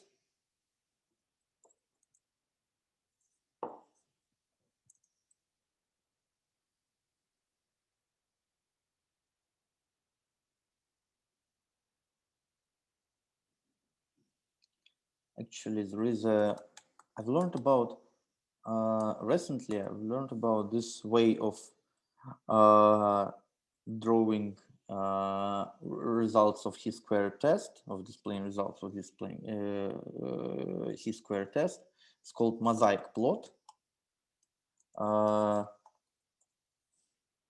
Then sort of there, I think shade equal to true to make it more fancy bit. No shade, maybe color. Okay.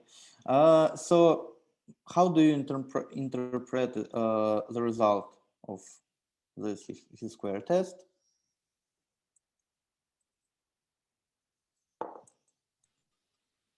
There is no significant difference between the two samples. And you can reject or accept null hypothesis. We usually do not accept it. We just say that we can't reject it. Yeah. Okay. Yes. So we cannot say that it's true because of high p-value, because actually we just cannot. We have no power for that. We can say that, yeah, we cannot reject it.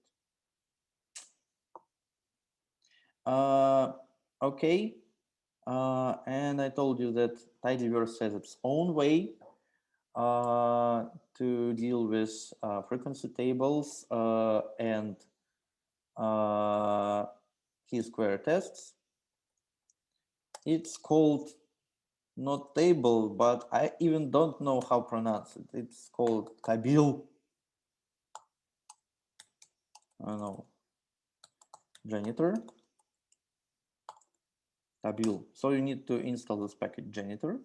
It's actually a pretty nice package. I really like it because it's small and it does what it intended, what it was created for. This package is basically for exploration of data. When you first see some data and you explore that and get, for example, you can for example you can change names to normal names. No, I'm sorry, no, not this. Janitor.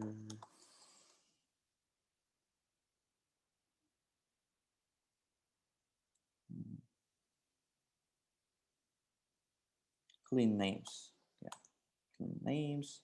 So here now all spaces are removed with underscores. Instead of capital letters, you have small letters. and it's usually the good way to work with. And also you can use other functions like get groups. Actually, it's not something that you cannot do with simple count. It just does it with one simple row, and you just don't need to think about. So you can get duplicated rows and explore them, and number of duplicated rows. It's pretty nice. So you can just apply different functions from this package before you continue with more serious analysis. Adorn. What is adorn?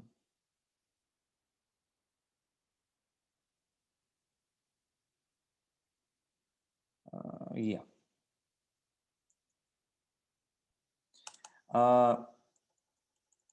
And another one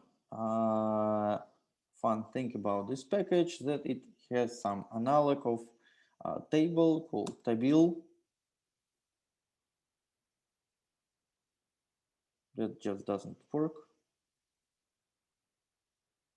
Why? And tabil. That's interesting.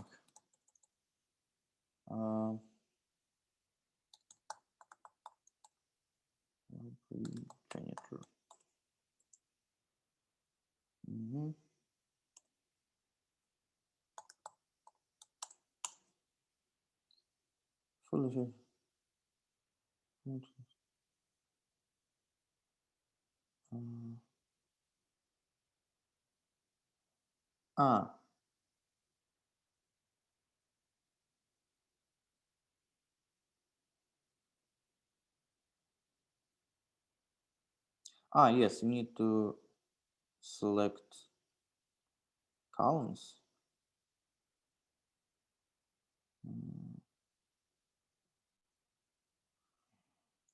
Okay, that's not actually that. I don't draw it that much now. That I need to specify them. If I have just two columns, I expected that to just convert it without my intention. And again, this is just a table now, or not? Yeah, table. No, it's data frame and tabil, and you can work with it as a simple data frame if you want. And also have some additional functions, but basically just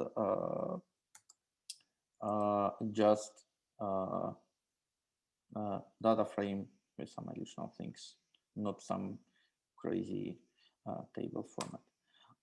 And again, you can apply Chi-squared test here.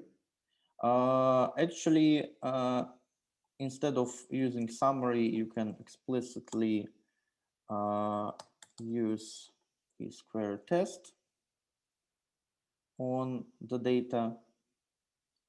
I think you will get a bit different result.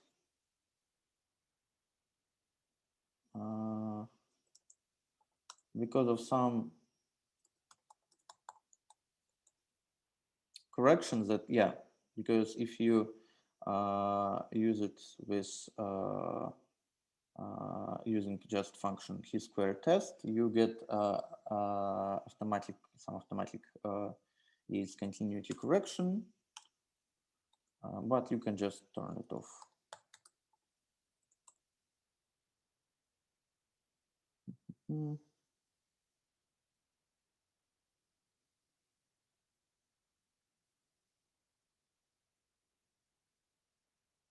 Correct. No, false. Yeah, now you get the same result. So usually if you have some built-in correction in R, it's really for some reasons. So for example, if you do t-test,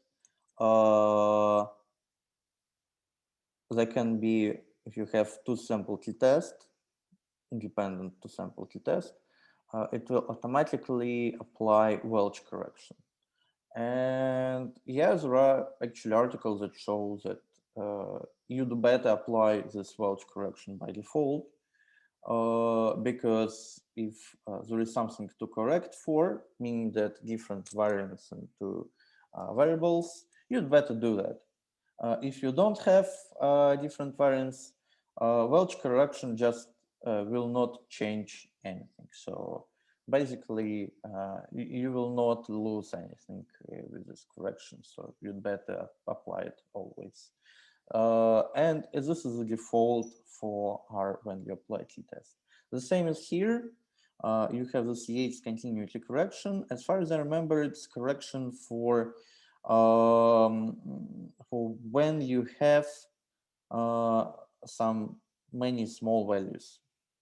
It can be a better way to handle this, to calculate p-values, because it can somewhat skew the result. If you have many zeros, for example, you have like groups that has some zeros and some groups. So you have very small groups, for example. In this case, it's better to apply this Yates continuity correction. So that's the way. You can do it many ways. You can now use whatever you want, either basic table or the janitor version. Yeah. And now try to solve another task. So let's try to do it by yourself. Try to compare gender and alignment. So try to test whether you have different distribution of good and bad across males and females. Actually, what do you think? What do you think you'll get there? Just try to imagine how. I mean, it's important to understand what you have, like interior in the hypothesis. What do you test? Not just run it by hand, but also understand what they have. So, of course, we know that there are more male superheroes than female. And some of these superheroes that we have here, they're actually like evil heroes like the antagonists, they're some bad guys. Maybe they're not usually the main characters, but they're important characters that return many times, like maybe Venom, or who was this guy who was the main Avengers antagonist for a long time? This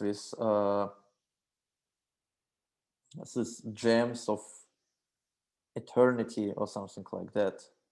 Do you remember his name?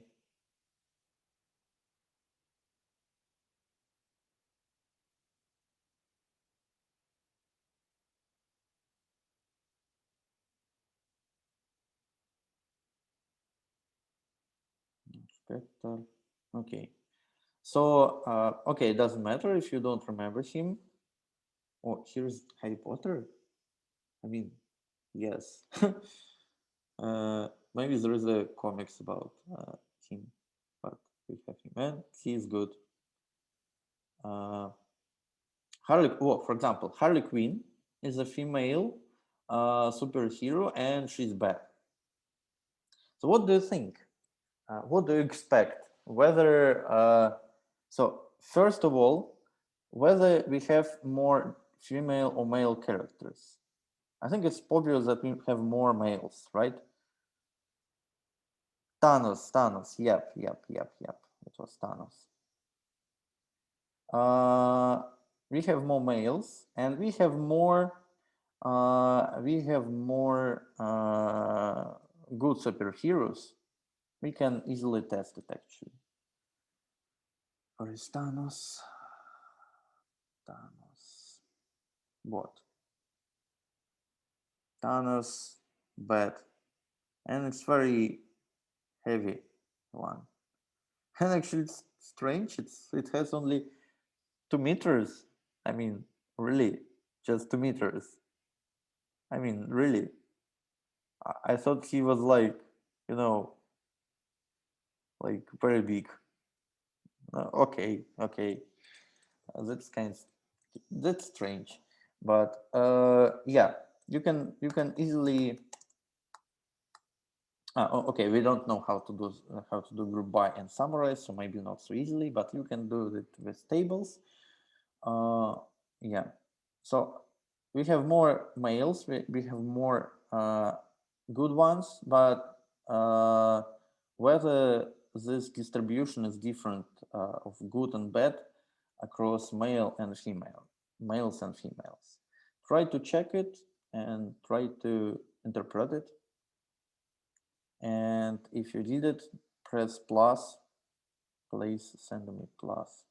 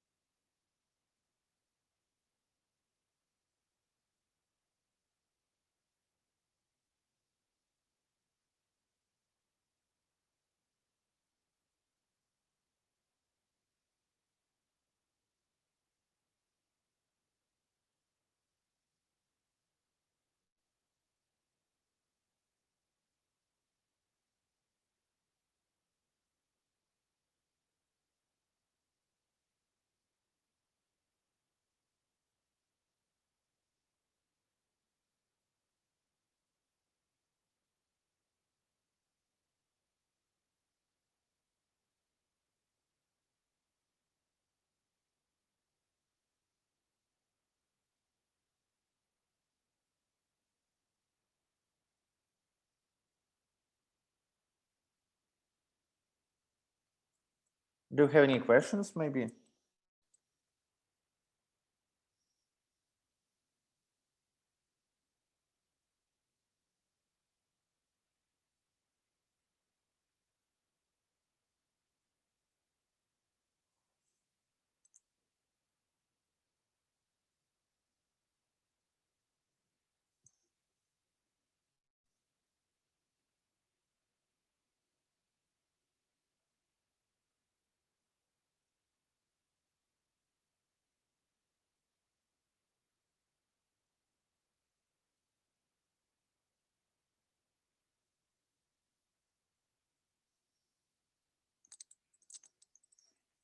Do you have any problems? Do you have any, I don't know, like maybe you don't understand the task or you need just some time for typing?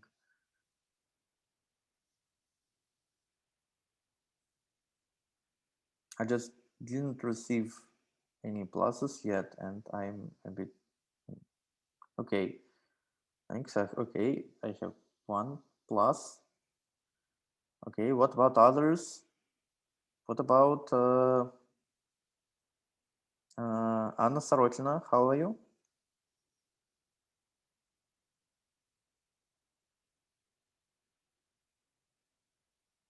Anna Sorotina? Yes, I'm trying to. Okay, okay. Mhm.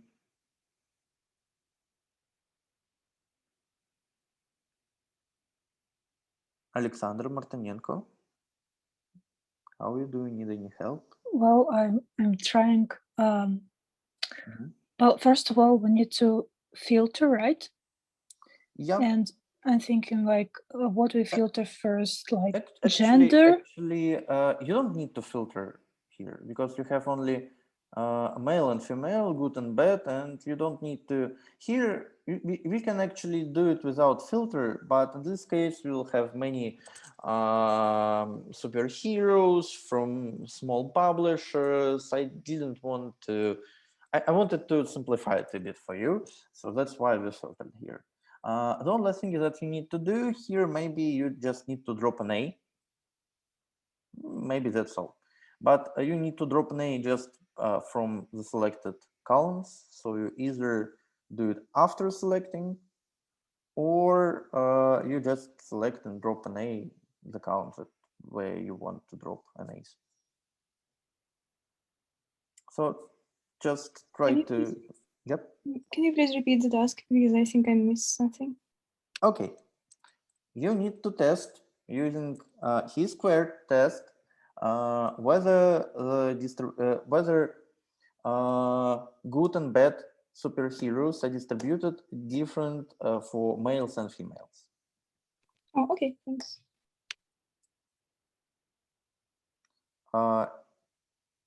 Ivan Nitkachev, how are you?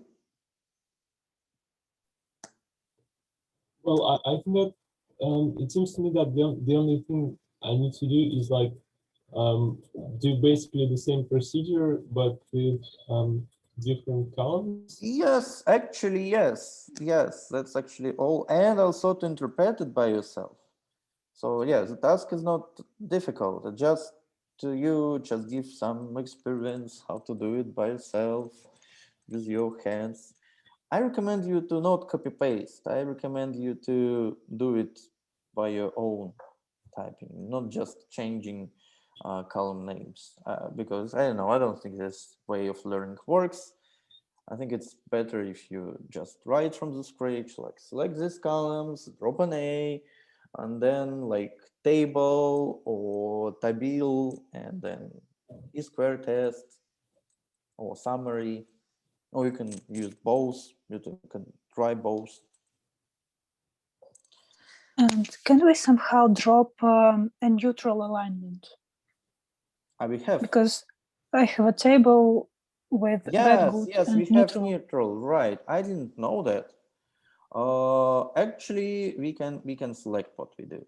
I think because this group is very small, it's really small because like I'm neutral. I mean, neutral superhero. Like, I mean, how? I mean, how many of them we have? Do we have actually? The comedian, like tricksters, like okay, okay. Let's just for to make it simple, let's delete these neutrals, right? And you know how to delete them.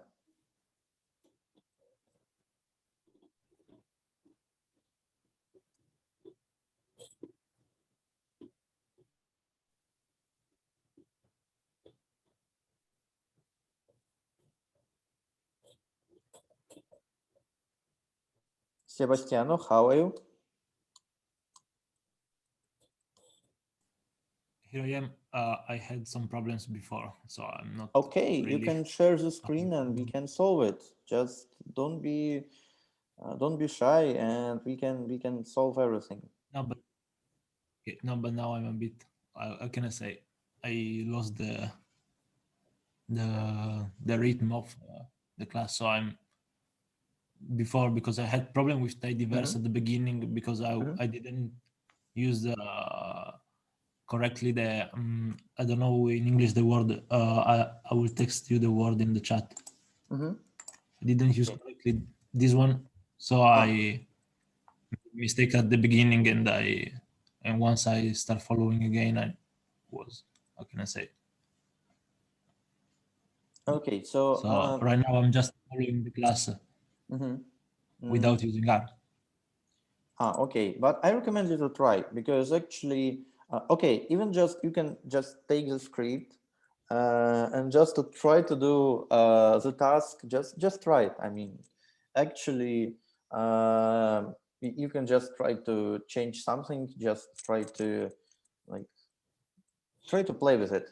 Just and you have big chances without understanding it. I mean, without full understanding of what's happening. You can just by trial and error get the result. Because actually tidyverse is very user-friendly, and you can get a sense of what we do just from reading the code. So try to change something and solve the task. Here's something that pulls neutral.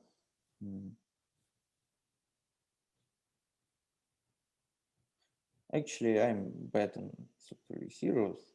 I mean, I think and it's, yeah, it's he's neutral.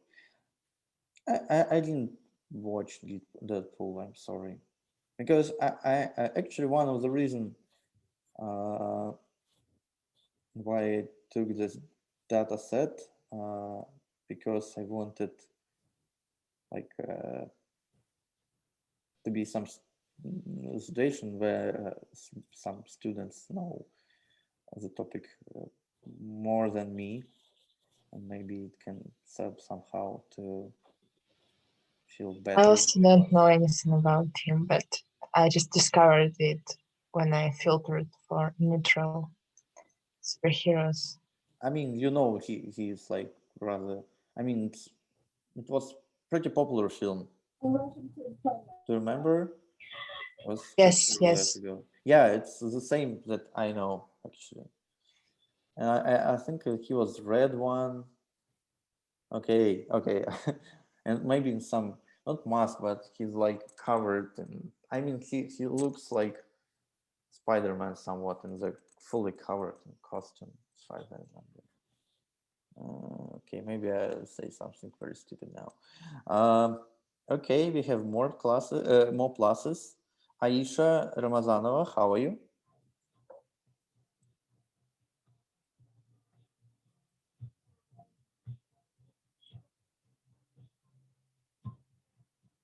Aisha, I don't hear you. Rahmatullah, maybe I'm misreading your name.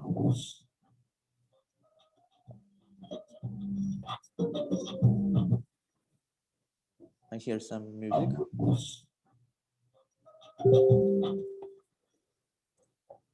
Okay, okay.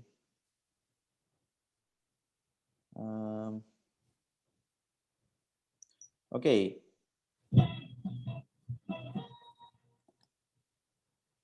Okay, let's go further, right? Because we also have many topics that we need to cover about tidyverse, but we actually almost out of time.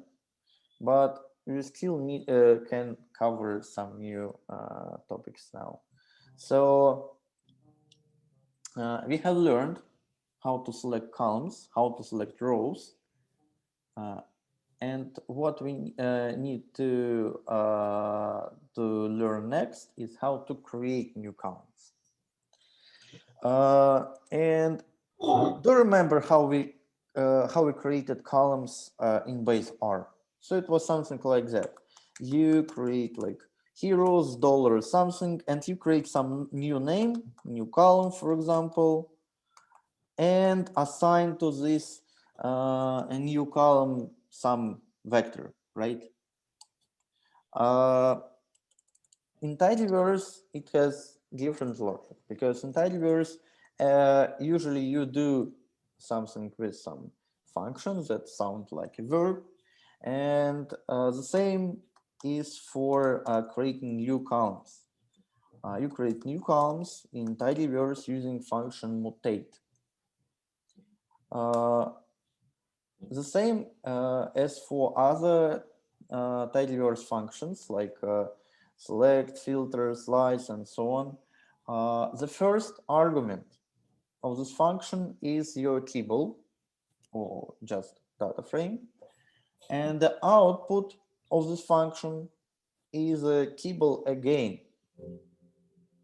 But now it has a new column. So you get you use some data frame as input, you get some the same data frame as output, but now with new column. Let's try it. So mutate, and then you write the name of the new column.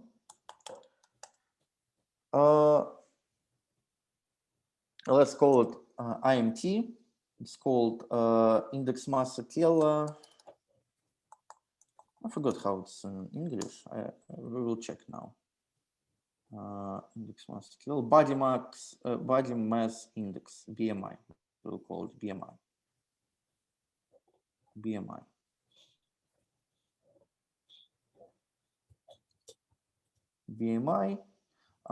It's a value that is derived from the weight and height of the person. So it has very simple formula. So it's weight in kilograms, so mass in kilograms, divided by height in meters to the two, so squared height in meters. And actually we can do it because we have both weight and height. But what is important, we need to height divided by 100 because it's in centimeters and we need it in meters. Okay, so we need to take vector of weights divided by height divided by 100 square, and that's all. And now it seems like nothing happened, but you can see that now and two more variables, weight and IMT. Oh, okay, let's call it not MT but BMI, body mass index. In kids in Russian, BMI, and you get it. Actually, now you can say about them whether they're overweight or maybe underweight. So, and you can even like range them by this index, for example. Let's check it. Let's select like name, BMI, and how can we sort them by this BMI index? What the function that we need?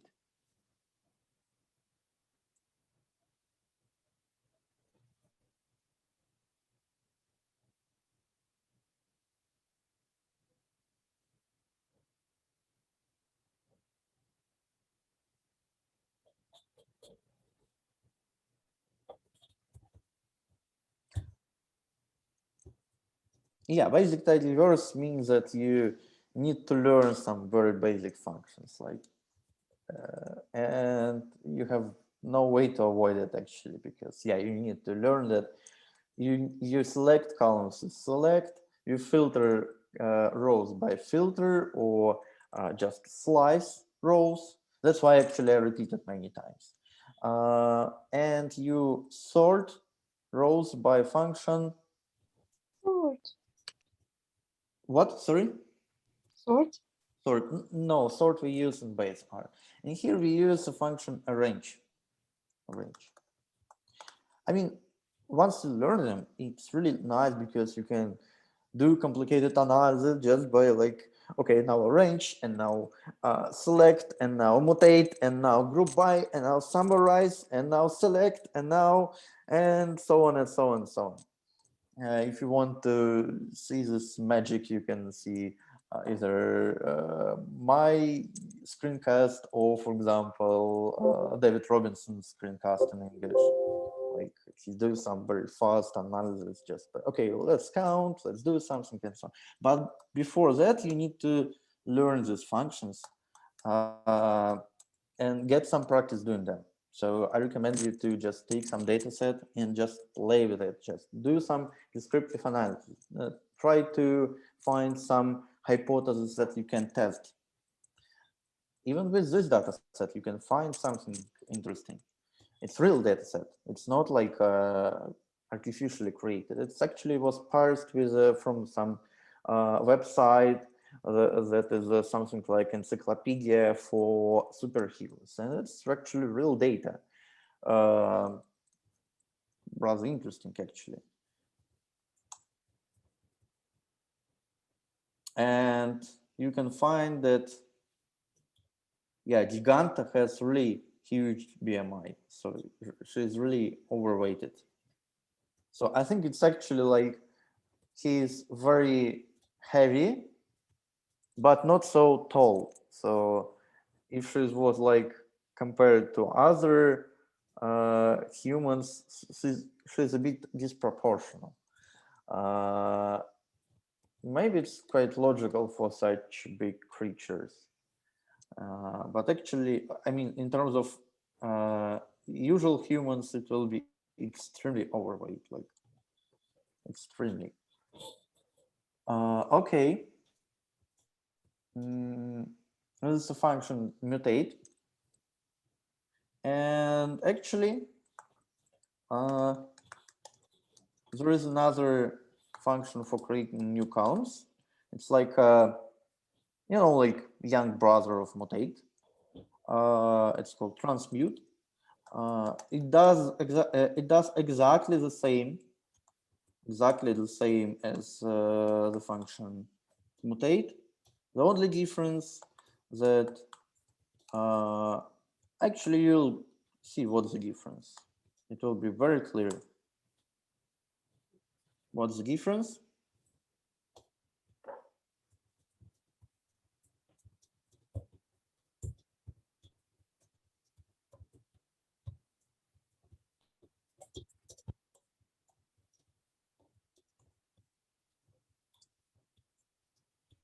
It only shows this column.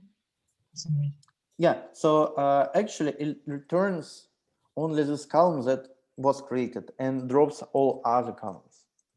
Sometimes it's useful when you want to just, if you want to take from this whole data frame, just calculate some small things and you don't want to see other columns, it can be useful. For example, you can, the whole idea of your analysis is calculate this BMI index for every superhero, and you can use like that, like name, just to take the name, just not deleted from here, and BMI, and that's all.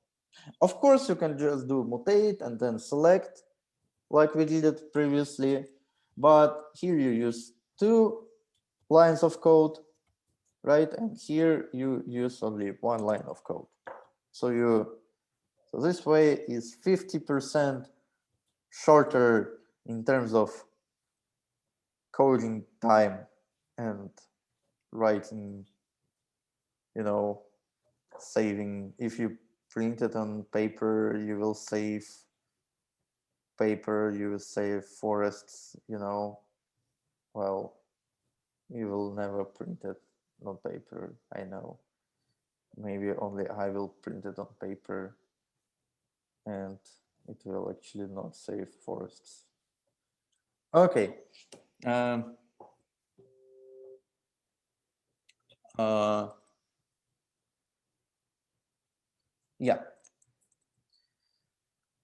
And inside mutate and transmute, we can use either vectorized operations.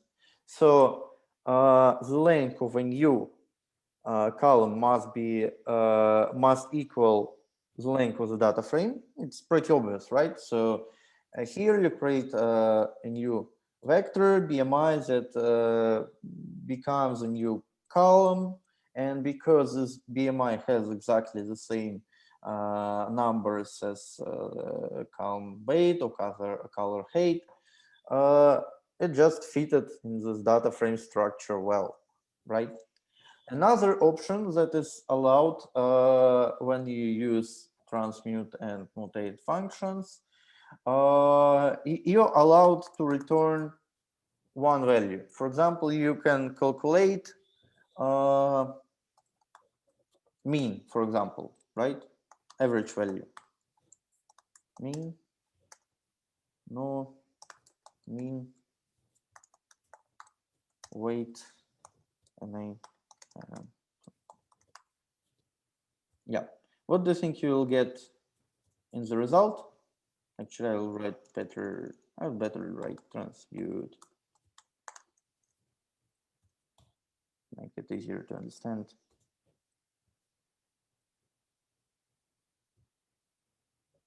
So the result will be the same number. It will be just copied for every row. Pretty much just simple recycling rule that we actually knew before. But what is important about this recycling that it's explicitly not allowed to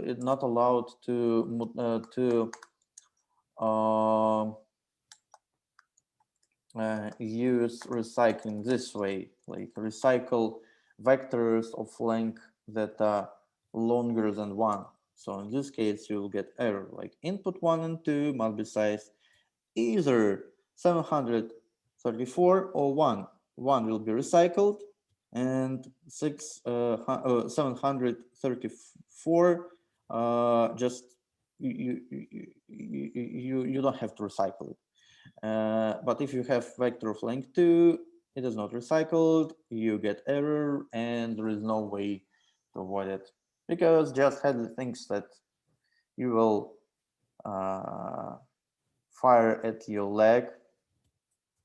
Actually, yeah, it was his words about that, I think.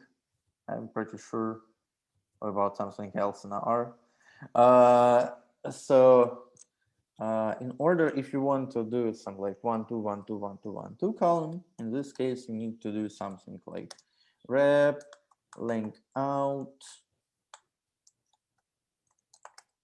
and row, and that's like, yeah. So yeah, be aware of that. Be aware of this possible error, just to understand what can go wrong. Okay, and now we are a bit out of time. Okay, I need to find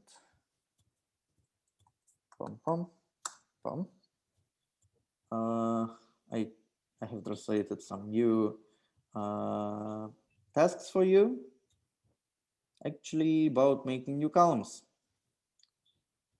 It's just one task. Why just one task? But okay, you have one task. Create a new column, height M with height of superheroes and matters, then select name and height M columns. So I think the task is pretty clear. Creating new columns with height and meters instead of centimeters. I will send you that in chat, and you can just write it. You can just, I'm sorry, I sent it not to all, but just to Natalia. Yeah, you can just do it, and that will be all. I will be here for the next 4 minutes, and then the class will be over. But if you did everything, we can discuss, we can talk, we can discuss your potential problems or questions or whatever, because I want to feel that you are here, and it's hard for now. So I want to get some feedback from you. I want to get some, I want to see some faces. It's pretty important because I feel more and more disengaged from what's happening.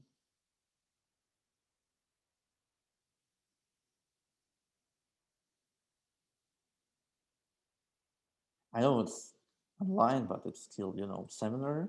So you're supposed to be active and respond. And like, yeah.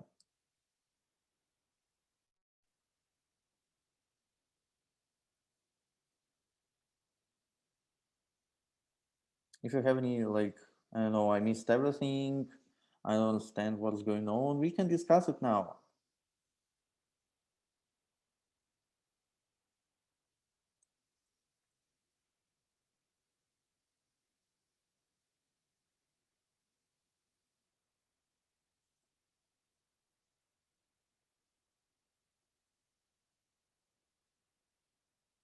Do you understand the task? Yes, I do. I do. Okay.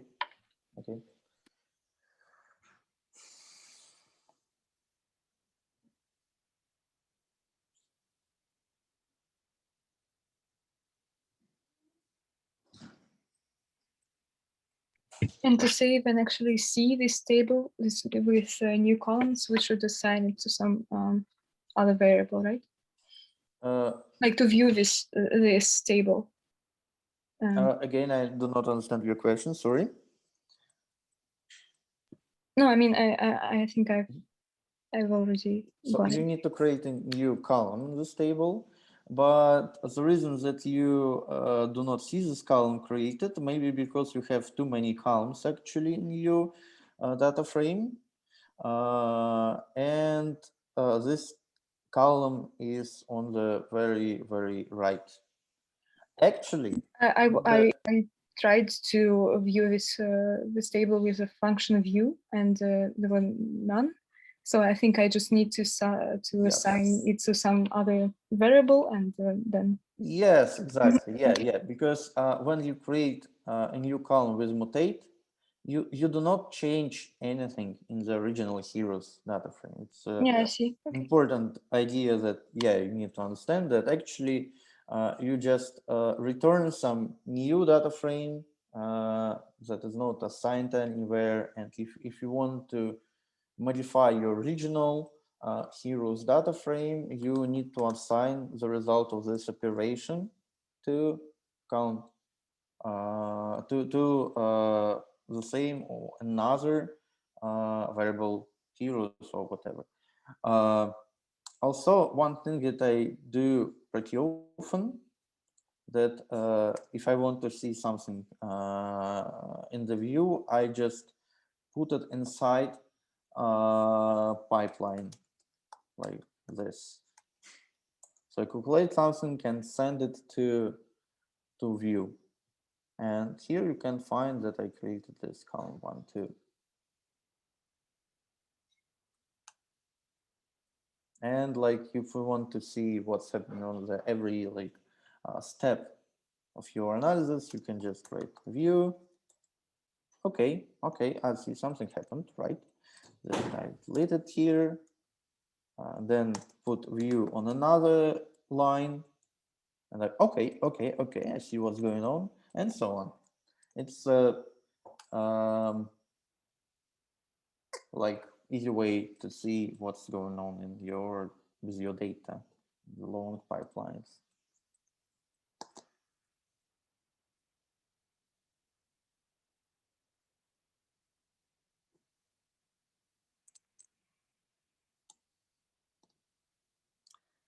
Okay, I think that I need to go because, like, the party is over. It's already over 9 p.m. So I need to go. So it was very nice to see you again.